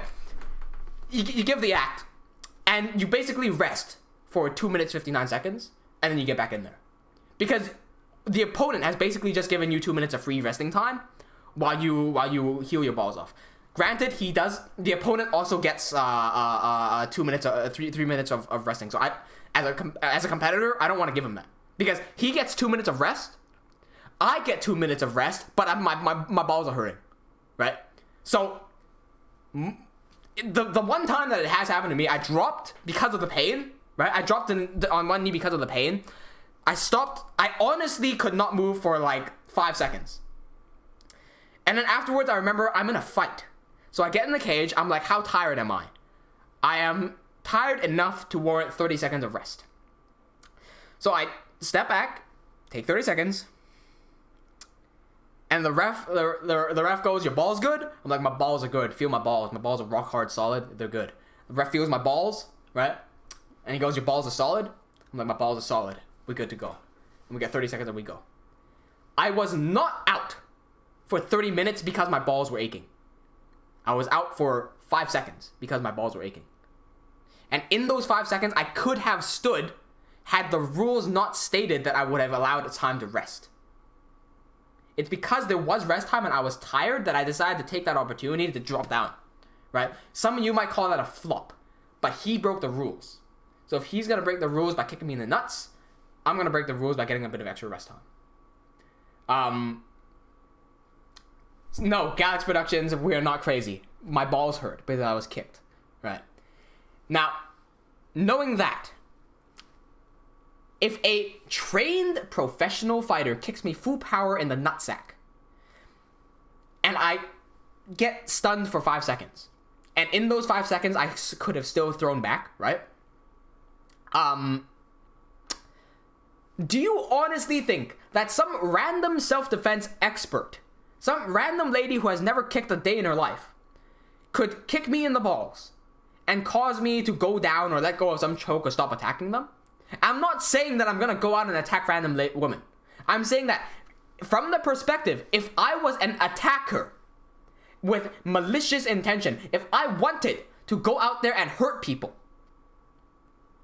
do you think some random's expert could kick me in the balls and stop me? No, a professional couldn't do it. What makes some random person who has never kicked, you're gonna do like 0.1 second of damage to me? Or what's worse, you're gonna piss me off even more. In which case, I'm gonna want to kill you even more.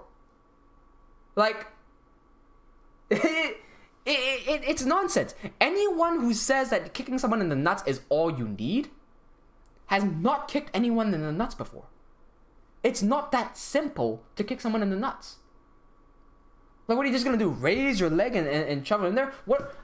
If I'm standing here like this, my nuts are available for you to kick. Ain't nobody gonna fight you like this. Take a look at any self-defense. Take a look at any street fight video. Alright, or imagine someone you hate. Imagine someone you hate right now sitting right in front of you. That you really, okay, I give you permission to smack this guy in front of you. Like right now, you really hate him. He's done like the worst things to you. You're a YouTuber. If you're a YouTuber, this guy hacked your channel and deleted all your videos on your account. Because someone did that to me. Right? This guy hacked your channel, he deleted all your videos. And he's just standing there. Right? And you get permission to punch him. How would you punch him? Do you stand there and go like this? Or do you wind back? He's not gonna do anything. Do you wind back and go, wow! Right? If you did wind back, look where you're standing. You're sideways now. Your hand has gone back. Most of you are right-handed, so you're gonna wind your right hand back. Your dick's facing that way. How are they gonna kick your dick sideways? Do they know the proper technique to go for a round kick into your nuts? Probably not. No, these guys, all they do is they go like straight upwards and they got like some weird angle. I've seen some guys, some fucking like random self-defense expert. I kid you not, they kick like this. They did this thing. What the hell is that, man? I've done Chinese martial arts where I have to do this, and I don't understand it. Maybe like I haven't asked, right? But I believe my guys, my instructors. I believe them. So if I were to ask what this does, they'll give me some explanation, and we'll be able to integrate it somehow. But if you go on the street and you go, you do one of these ones, what are you doing, man? Holy shit, it's fantastic. Oh, Reda said you just hug me if you'd attack me. Yeah, that'd be nice. If for some reason I decide to freak out and attack people, I think a hug would solve the problem. Because I don't want the violence.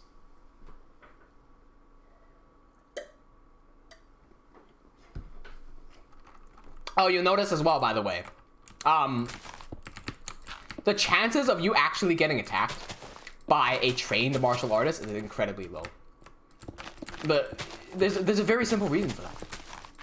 There's I think it was Harry. If not Harry, then it was Rico. One of those guys asked me, "Hey Julian, would you teach a bully if they asked you to teach them how to fight?" And my answer to that is yes. I would teach a bully how to fight. Reason being, I was a bully before, right? And the reason I stopped being a bully, one of the biggest reasons, is because I found martial arts. Right? I used to get into a lot of fights. I used to fight a lot of people in our school. We had a lot of floors, and on the very bottom floor, there's like this dark little dingy area. I kid you not, there are jail cell bars in there, right? And the jail cell bars are to stop like animals from coming in. It's like the very bottom, we're next to a forest. I kid you not, that's how dark and dingy that place was. Nobody goes down there. No security cameras. We used to fight there. Yeah. And I at that point, I didn't even know how to fight. I just went in there and I was fucking fighting people, like, randomly.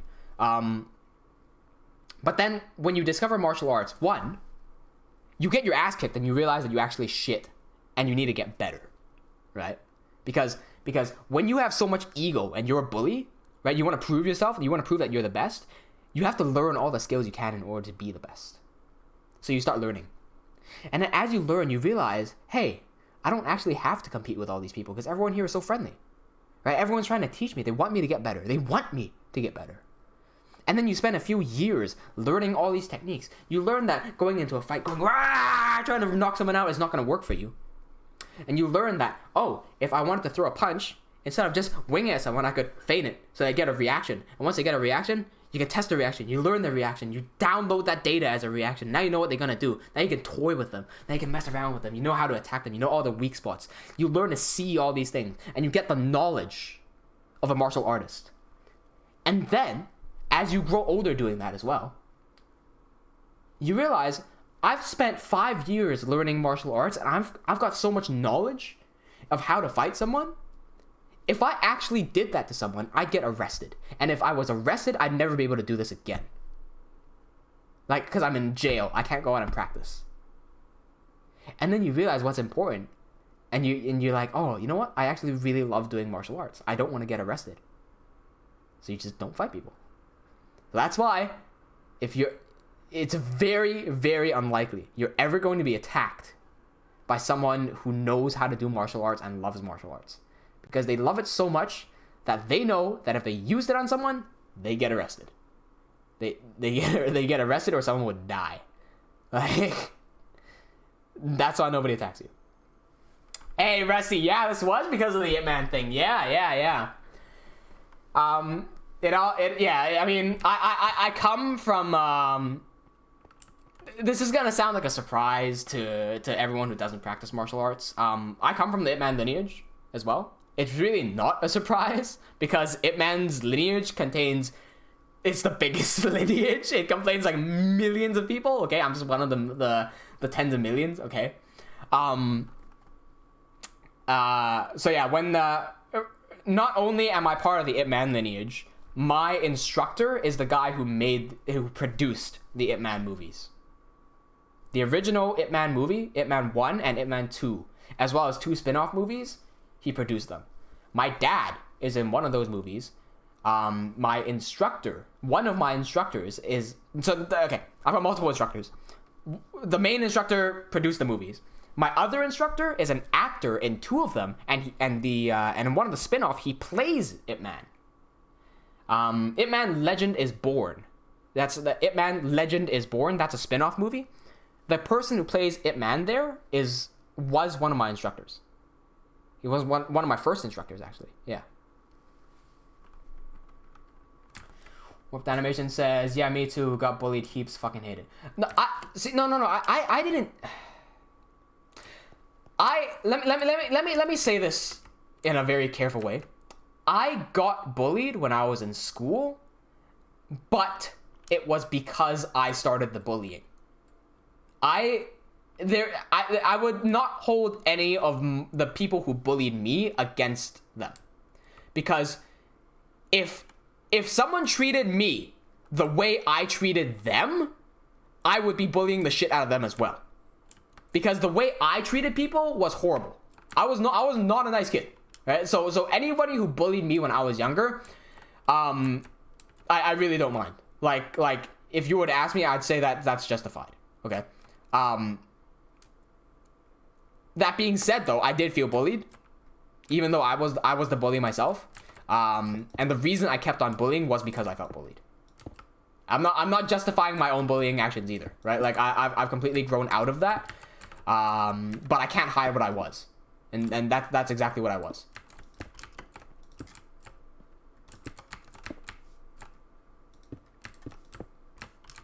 There you go. That's kind of nice.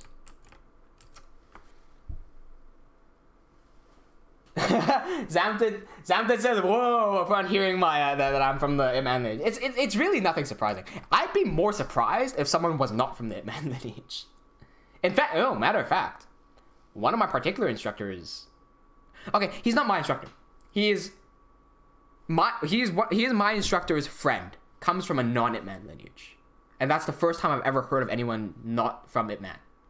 And then you learn from those guys, and you're like, your mind gets blown. Either way, that's too far in. Rusty says your voice when talking serious versus when talking in default is freaking so different. Is it though? The other, I think last stream. Okay, if you guys are a YouTuber, have you ever done a live? Okay, maybe you haven't done a live stream. If you have done a live stream, okay, let me get you ready for this. If you're planning to do a live stream, there are specific type of people that all they want from you is a shout out. All they will do is jump into your live stream and then ask for a shout out, and then when you give them a shout out, they will leave. Okay? You don't want to give them a shout out for several reasons. 1, they don't deserve the shout out. 2, if you don't give them the shout out and you trail them on for a bit, you get more watch time, which helps your channel. But more importantly is the one. They don't deserve that shout out. Rita asked it. All right, see you, Rita. Thanks for staying with us.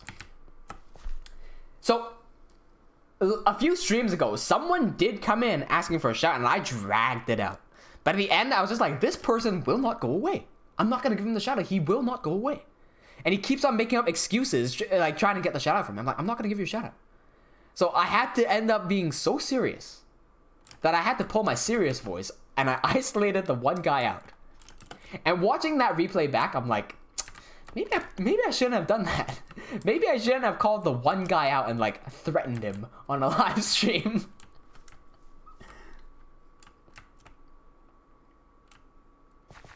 Oh, I forgot to put plants in the damn farm. Warped Animations earlier said, I think bullying influenced isolation, and isolation helped form a main part of Unify Spicy Film Project. Yeah, for sure. You'll notice a thing. Warped Animations, that some of the world's greatest, most of the world's greatest artists have been hurt in some way. Most of them, because it's the people who have been hurt the most that have the most stories to tell. And so for a lot of the world's greatest artists, they have had to go through some shit in order to tell the stories that they do tell. And that is fantastic because, you know, you can't control there's a lot of shit around you that you can't control. And so when negative shit happens to you, you can either, and this is happening a lot with people in this generation, when the shit happens to you, you're just like, oh, I'm so depressed. Oh, I'm gonna go drink. I'm gonna go party. I'm gonna ignore all this shit. I'm not gonna deal with this. I can't deal with this anymore. Or you can take that negative energy and turn it into something more positive. Turn it into something creative. Turn it into something productive. Which I think you leave a much healthier life that way. I think that if negative shit comes at you, inevitable negative shit comes at you, right? If you're able to be like, oh yeah, like, that's a pretty bad situation. It's probably, you know, it's not as bad as the other situation that I've been in. It's pretty bad. But, you know, I've dealt with this before, so it's nothing too special. Let me just look at what the problem is. Right, let me identify the problem, number 1. And then let me think of a solution, number 2. And then let me execute on a solution, number 3. And you get over the problem, and you don't dwell on the fucking problem for like 5 months. You see it, you're like, that's a problem, let me deal with it, done. Next week, you're free. Right? Like, hit me with some other problem. I don't care. Hit me with some problem right now. Like, I'll deal with the problem. Move on. Like, I don't get stuck up on some random problem. I turn it into something powerful and move on. So I think that's a much healthier way to live life. And I can't. Most people who have this negative mentality of like, oh, shit's so depressing. I don't want to do any of this shit. You can't blame most of them. Most of them, the reason that they're saying that is because their friends say that. And there's a powerful saying that I think people should draw from is you are who your friends are. Right? You are who your friends are. If your friends are all like, oh, I'm so depressed, I just want to escape from this my duties, I don't want to face any more problems, and all your friends are like that, I put money on the fact that you'd be like that as well. Like, if those are the people that you choose to hang out with, and you have the freedom to not hang out with them, yeah, I don't know about that. It just feels like there's a reason you're sticking with them, and I'm not sure how healthy that reason is for you. You know, like that's what I would say to someone if they ask me. Don't underestimate peer pressure, especially when you're a teenager, because shit happens.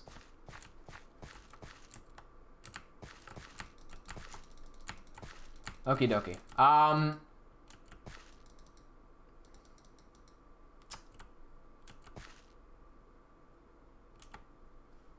Hang on, Andrea, he didn't, hang on, Andrea says that he deserved it. We're talking about two different people here. Andrea, you banned the person, so he most certainly did not deserve it. Unless something went wrong there, but I'm not gonna waste my time on that.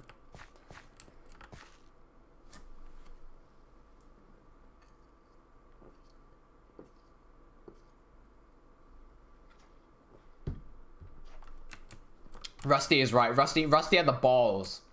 Rusty, you have the balls to say what I didn't have the balls to say. Yeah. Like, as much as people say that I am real to them and I say shit the way it is, I don't like hurting people.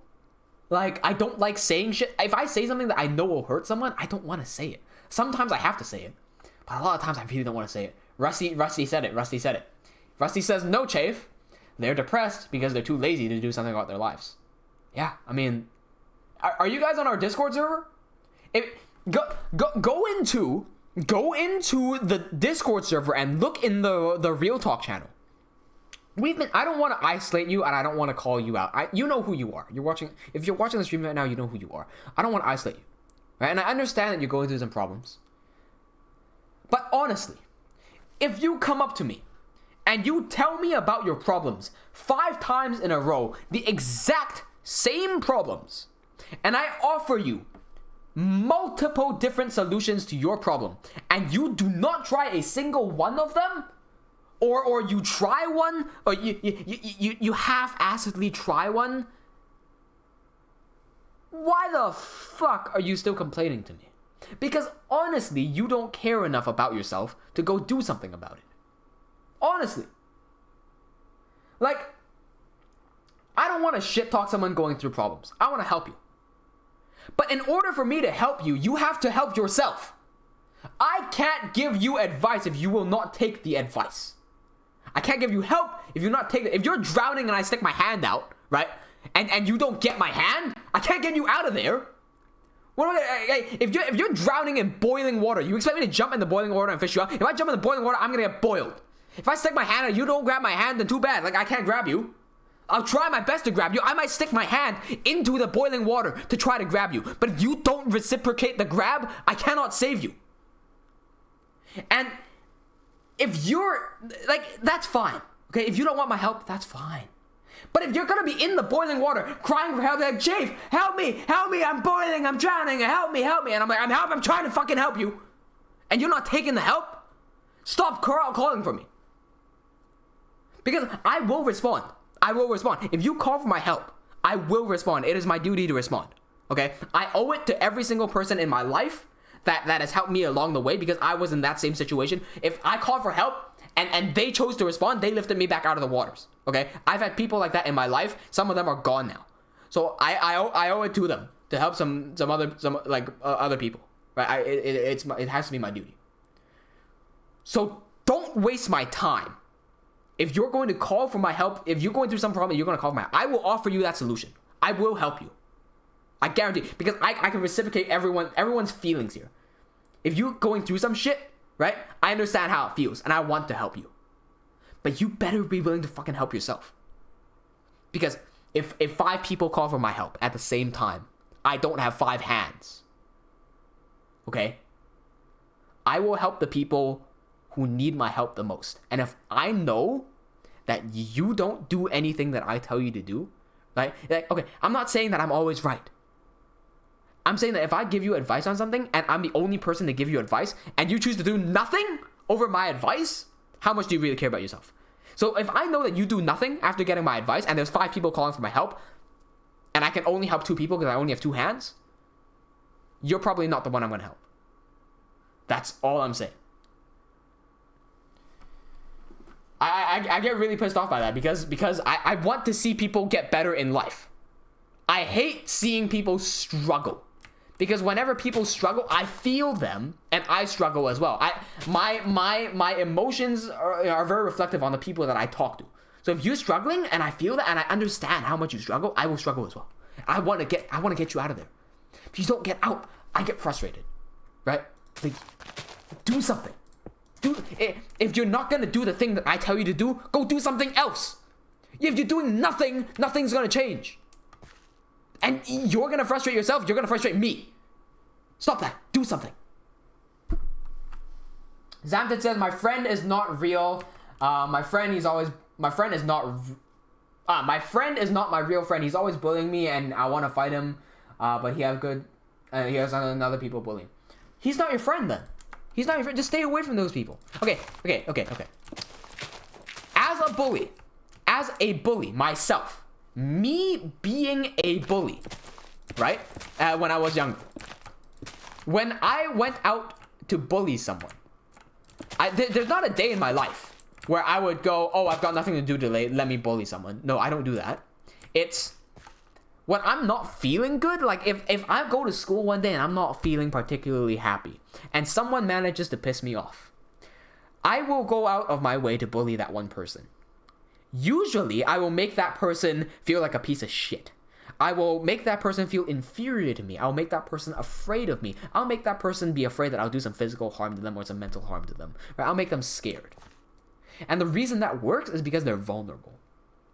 If at that time, I'm not saying I do this now, at that time, if I was a 13-year-old little boy and there was fucking The Rock standing in front of me, Dwayne The Rock Johnson, I would not bully Dwayne The Rock Johnson because you can pick me up with one finger. Okay? That guy is not vulnerable. As much as some random kid with the glasses sitting like this, sitting with his shoulders hunched forward in the back of the class who doesn't talk much. He's not as vulnerable as the fat kid that always gets picked on. He's not as vulnerable as that random kid who has a few friends but like doesn't really show himself too much. If any of those people piss me off, that's the person I go after. The vulnerable people. I don't go after... I go after the vulnerable people and the regular people. I do not go after anyone who can clearly manhandle me. Right? Anyone who warrants my respect, I don't disrespect. So, if you're getting bullied, one of the first things you can do is be the bigger man. Okay? If you be the bigger man, and you demand respect as you earn it, right? Like, and you just, instead of getting pissed at them, like, instead of being pissed and instead of like wanting to fight back, what if you just talk to them? What if you go, hey, you know, I really don't like the way that you treat me. Like, I feel like you're bullying me. Could you stop that? Or, hey man, I don't like the way that you treat me. I feel like you're bullying me. I don't know if you're doing this intentionally or not. But I wanna talk with you, man. Like, I wanna find, like, why are you doing this? What have I done to you to make you treat me this way?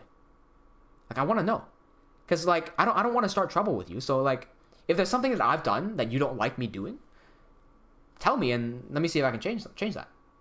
You don't have to bully me anymore, and we can both be happy. Be the bigger man. There's no need to resort to violence. Coming from a bully and a martial artist, if one of my victims came up to me and said, I know there's this fat kid that I used to go to school with, and I'm so sorry to you. I'm so sorry. Like, you know who I am. Like, if you're watching this video, I'm so sorry. Like, the amount of shit that I did to you. I apologize so much for everything that I've done. But if at any point he decided to come up to me and said, Julian, why do you always treat me this way? Why do you treat no one else? Why do you only treat me like this? Like, what have I done to you?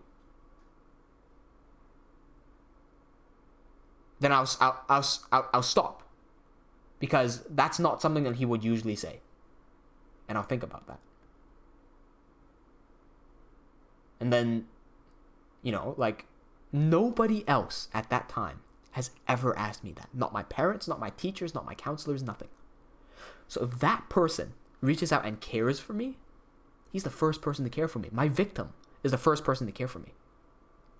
I think that would mean a lot to me. Like, if I threw myself back then, I mean, I might open up to him.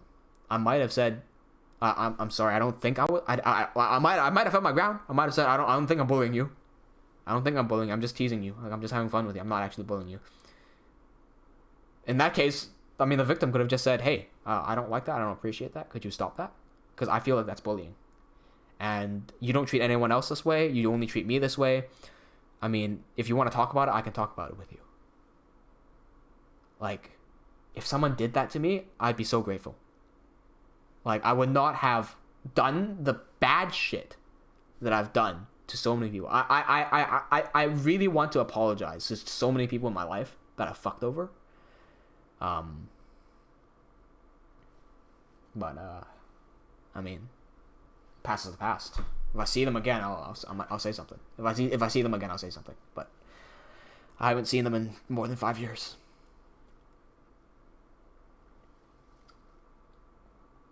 Yeah. Warped animations. See, yeah, I tried it. It worked. Never regret doing that. Bullies are still form a part of my mind. I won't forget. Yeah. It's not if Solar says it's not a friend, it's a peer pressure thing. He says it's your friend. Yeah. No. Okay. A lot of people say, okay, you know the guy that hacked my account. I've said this before. But TeamWnJ's account was created in 2010, right? But the reason, if you check the channel now, it says it's created in 2011, is because somebody hacked my account and then deleted all of my videos and then deleted the channel as well. If you go back into my previous streams where I said that, you will hear me say my friend hacked my account. He was not my friend. He was a classmate. He was an acquaintance. He was someone I knew. He was most certainly not my friend. Because what do friends not do? They do not hack your account and delete all of your videos. Friends don't do that. So most certainly that guy is not my friend. I feel like the reason I said he was my friend is just because it flowed out naturally. But more accurately, no, he is most certainly not my friend. He might be now, but back then he was not.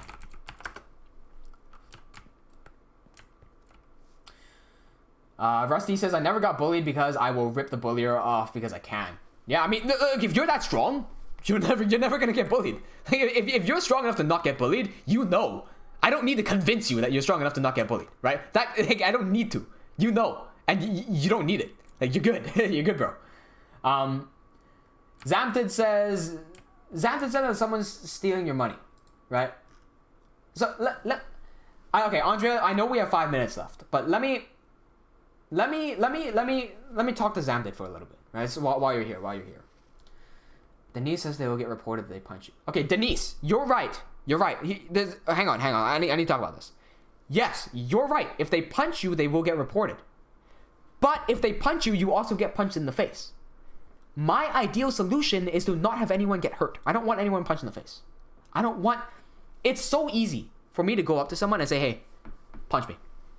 And just keep being in someone's face and tell them to punch me and then get them punch me. And I can report them to the police. But I get punched in the process. I don't want to get punched in the process. Okay. Did you heard the Melbourne train? I didn't hear the Melbourne train. Damn. Zamted. You're saying that these bullies, they're taking your money. Or they'll punch you.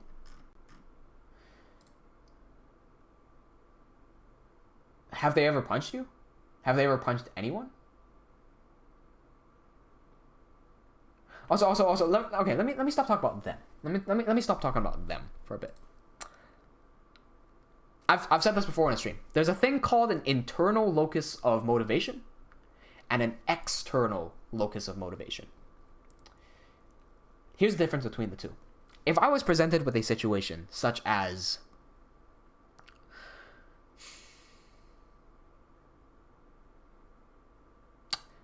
okay, let's say this happens. It's raining outside, and I'm walking down a flight of stairs, and I slip down the stairs. If I had an external locus of motivation, here's what I would say. I would say, damn it, the floor is so slippery. Okay, damn it, I have such bad luck today. Damn it, today is a bad day for me. Damn it, the weather sucks today. Damn it, 2020 is not a good year. If I had an internal locus of motivation, here's what I would say. Should have probably held onto the handrail. Should take slower steps. Should wear grippier shoes. Should be more careful. The difference between those two mindsets is that one is complaining about a whole bunch of shit that you cannot change. The weather, the year, your luck, all that shit cannot be changed. Having an internal motivation means that the next time I walk down a slippery staircase when it's raining, I will hold the staircase. I will take slower steps and I'll be more careful. In that situation where I do slip, right, I'll just be more careful. Or, well, maybe it's just bad luck. Whatever. Like, there's nothing I can do about that. If there's nothing I can do about that, okay, there's nothing I can do about that. Right? But having that internal motivation, internal locus first, taking everything is yourself. What can I do about myself that will improve the situation? That should be the first mindset. What can I do about myself that will directly affect the situation and change it in my favor? So in this situation, I would like to talk about Zamted more so than the bullies, because Zamted can change himself. He may not be able to change the bullies. Zamted says, yeah, they will punish. When they punch me, they said, don't tell, or I will not tell in this live chat. Okay. I mean, you've already told me. You've already told me they've punched you. Also, Denise. One more thing. Denise said earlier that you know people get reported that they do violent things. In real life, right?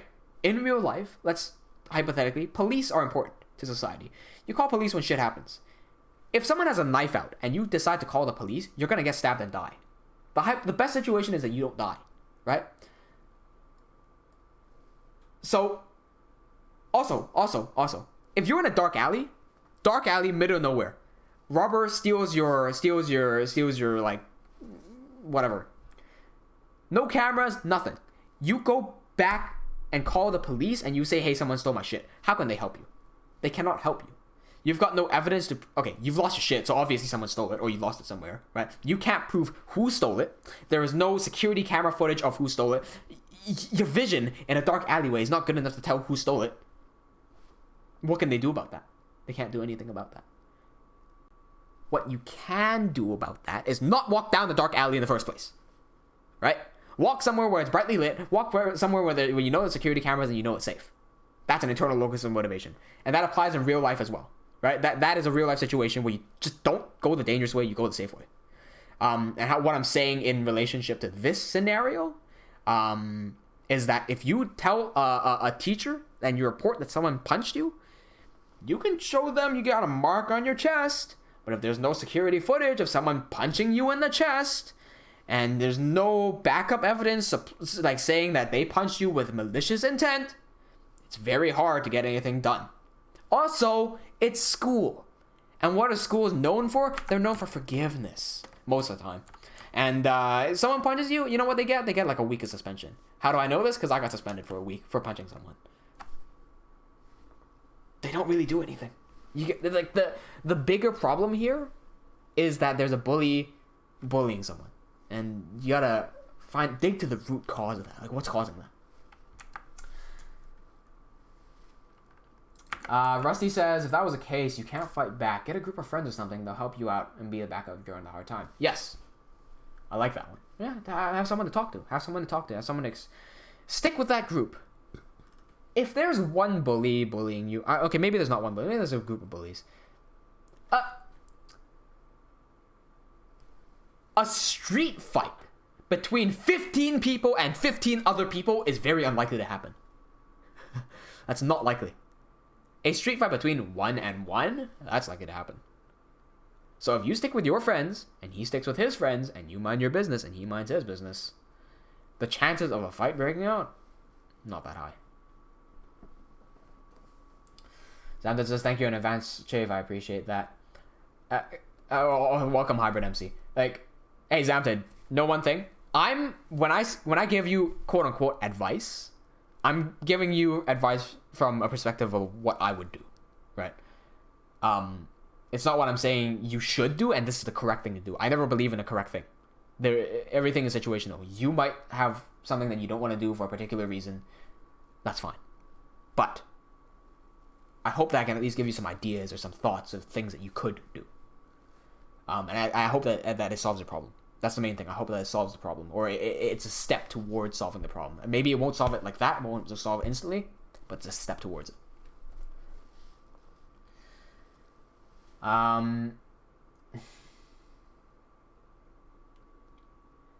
Rusty says, example, when you go in the principal's room, they must be voting and have a nice backup for you. Yes, good. Like having someone visually see that someone punched you and having that backup and saying, hey, this guy punched him. That's good evidence. Witnesses, that's what the word is. Zamted says, I have a group that they get bullied like me and were planned. Sure, I mean that, yeah. Look, you are who your friends are. Okay, you are who your friends are. If all your friends are getting bullied and you stick with that group, you're gonna continually get bullied. What I'm saying is not leave that group of friends. If you're really friends with people, it's difficult to leave that group of friends. What I'm saying is you are who your friends are, just like how your friends are who their friends are, right? You are in your friend circle, right? But if you are in the circle, take someone else out. Take someone else out, right? That person is friends with whoever's in that circle, right? So change can happen on the inside. Change can happen. If your entire group is being bullied because you're all friends with each other, so you're naturally going to be more bullied just like everyone else in that group. Be the first one to change.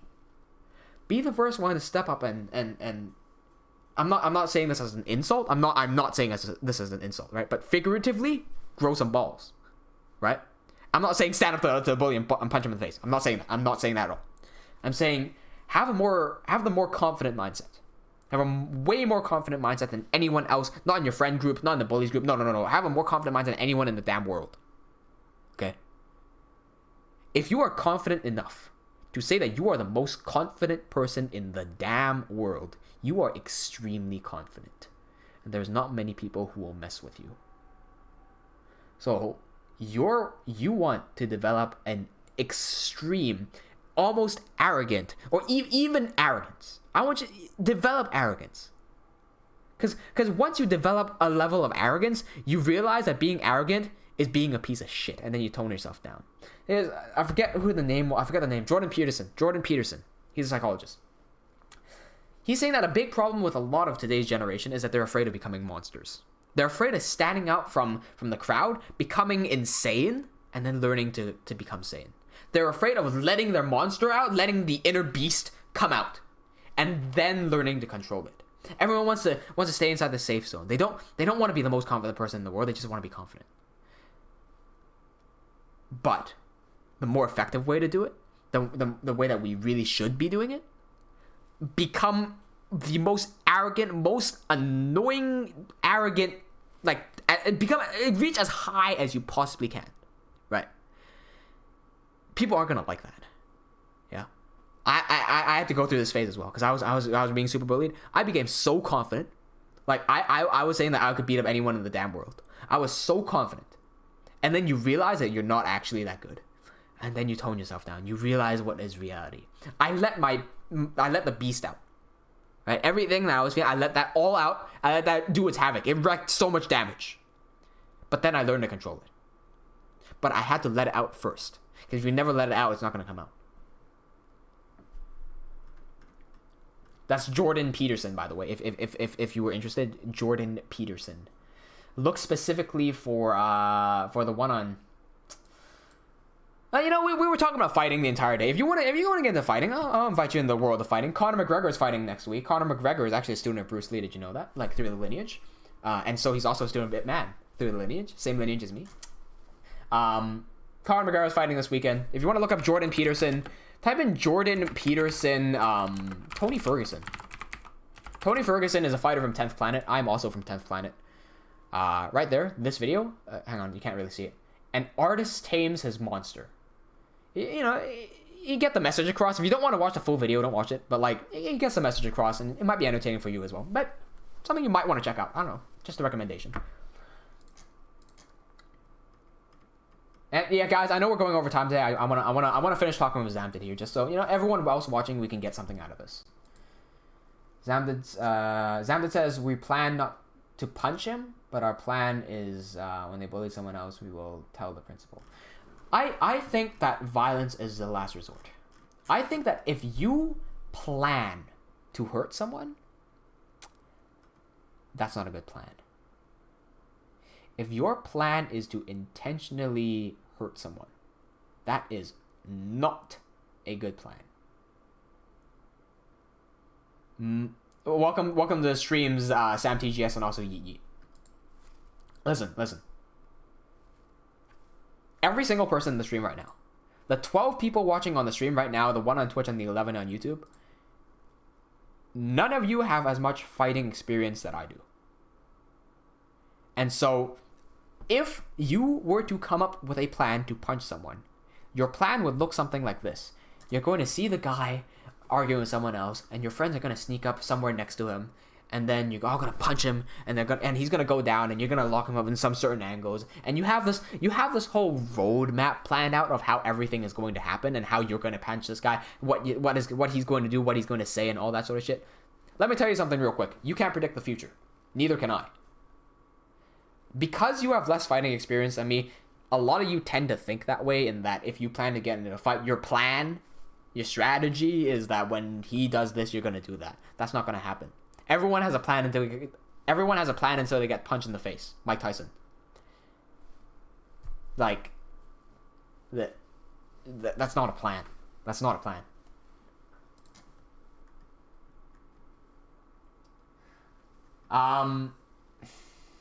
Zamted says he'll follow Rusty's advice. Let me check what Rusty said.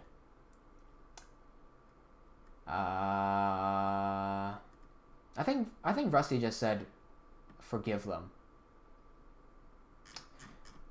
I mean, forgiveness is okay. Forgiveness is okay. But here's the caveat. Dumb people, stupid people want revenge. Sorry. Let me change up the wording of that. Weak people, weak. Okay, if you're weak, you want revenge. Weak people want revenge. Strong people will forgive. Smart people ignore. Welcome to the stream, Clara Petro. Take a second to think about that. Weak people want revenge. Strong people will forgive. Smart people just ignore. I forget who says that, but that's a saying. You really don't need to care if someone's yelling shit about you. And here's what I don't mean. Let me make it very clear that this is what I do not mean. If someone says, I'm going to punch you, and you keep walking and you ignore them, and you don't even look at them, right? If they're standing behind you and they said they're going to punch you, and you just keep walking, if they punch you in the back of the head, you could die. That's what I don't mean. Okay, if someone threatens you, don't ignore them. But if someone's just talking shit, like mad shit, saying how you're a piece of shit, and you're worthless, and you can't do anything with your life, and how your grades suck, and you can't speak English properly, and all that bullshit. Words are words. Okay? Like, words are words. Honestly. Just ignore it.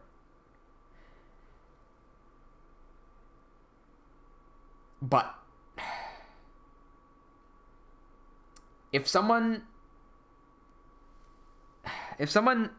threatens you, and they're like, give me your money or I will punch you, that to me, in real life, is the same as someone pulling a knife to my neck, saying, give me your money or I will kill you. In that scenario, I will give them my money. Right? That situation with someone pulling a knife up to me asking for my money happened most likely because I look vulnerable compared to everyone else around me, and I put myself in a position of danger. I would not have been in that situation if I did not, say, walk down a dark alley by myself in the middle of the night. If I stuck to the masses, that likely would not have happened. That's called being smart. So, this guy, he's already onto you. Is he intentionally picking on you? Is he not picking on anyone else? Is he in the same class as you? Can you just be in a different area than him? That's what one of my friends did. One of my friends did that. Back when I was in high school, one of my friends had terrible grades. In high school, we learned we had 4 compulsory courses. We had to do math, we had to do Chinese, we had to do English, and we had to do science. And it was the 3 sciences. It was chemistry, biology, and physics. Right? Those are the 4 main courses. And each one of these had 4 levels. We had advanced maths, we had regular maths, and we had like shit maths. We had English literature, the highest level of English. And then we had English A, and then we had English C. There wasn't even an English B, it was just English C. It was a shit English. You had Chinese A and Chinese C, no B's. You had the good Chinese and the shit Chinese. And then you had science, higher diploma, science regular, and the shit science. This friend was in the shit one for every single category. All 4 compulsory courses, she was in the shit one. Okay? And we had 3 electives. And she was in 2 of the same electives as I was. I forget exactly what they were. But she was shit in all of the 3 ones. So literally in every single course in high school, she was shit in all 7 of them. And she was picked on because of that. And at lunch, where, all the students gathered together, that's oftentimes when she would get bullied. Like if it wasn't in class, right? In class, she'd just ignore most of the bullies. In the canteen where we eat, that's where oftentimes she gets bullied. She did not eat in the canteen. She found out that the best way to get away from the bullies is to not eat at the canteen. And she ate in the library instead. A lot of the bullies, actually, I don't know why they did this. They intentionally went to the library just to bully her. Like, just for fun, I think. What did she do? She moved out of the library. She moved somewhere else. So you realize that these bullies, you really can't change them. But there is one thing that you can change. If your problem is being bullied and you cannot change the bullies, the one thing that you can change is yourself. So wherever the bullies were, she was not. And that solved the bullying. That didn't solve the bullying problem. That solved her being bullied. The bullying problem is a deeper underlying issue. That I think the best solution, if you really want to solve that underlying issue, is to talk with them and understand them and become friends with them. Right? Remember that your friends determine who you are. So if you make friends with that bully, right, and you try to understand them, understand why they're doing this. And not all bullies will give into that. Not all bullies will give into that. Some bullies take enjoyment from doing this shit. I certainly did not. I didn't. Like, if a bully takes joy from bullying you and you try to talk with them and say, hey, why are you bullying me, man? They'll be like, because I fucking want to, lol. Like, that doesn't help you. But if you try to become their friends, that would solve the underlying issue. That would be my solution, is to try to become their friends. Okay. I mean, my solution doesn't work for everyone else. I don't know if it's going to work for you, Zapted. I'm not in your particular shoes, in your particular situation. That's just what I would do from my experience. I hope that got you at least thinking of various different ways. I would not advise getting into a fight because every single person here, other than myself, does not know how to fight. Every single person. If you were not here in the beginning of the stream, wind the stream after the very basics, the very beginning. You're gonna hear how I critique the fighting in The Witcher, Netflix, right? The Netflix series The Witcher, how all that is basically wrong and what could be done correctly in order to be corrected and why I don't like it. And then you're also gonna hear Robert Downey Jr., the actor of Iron Man.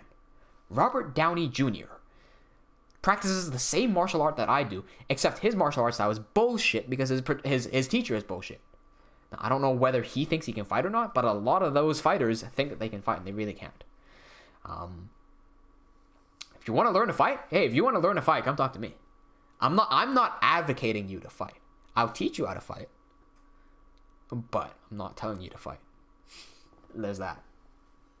Denise says sometimes they have family problems as well. Most of the time they do have family problems. I had family problems. Did you know? Here's a saying. Here's another saying. Hurt people. Hurt people. Hurt people. Hurt people.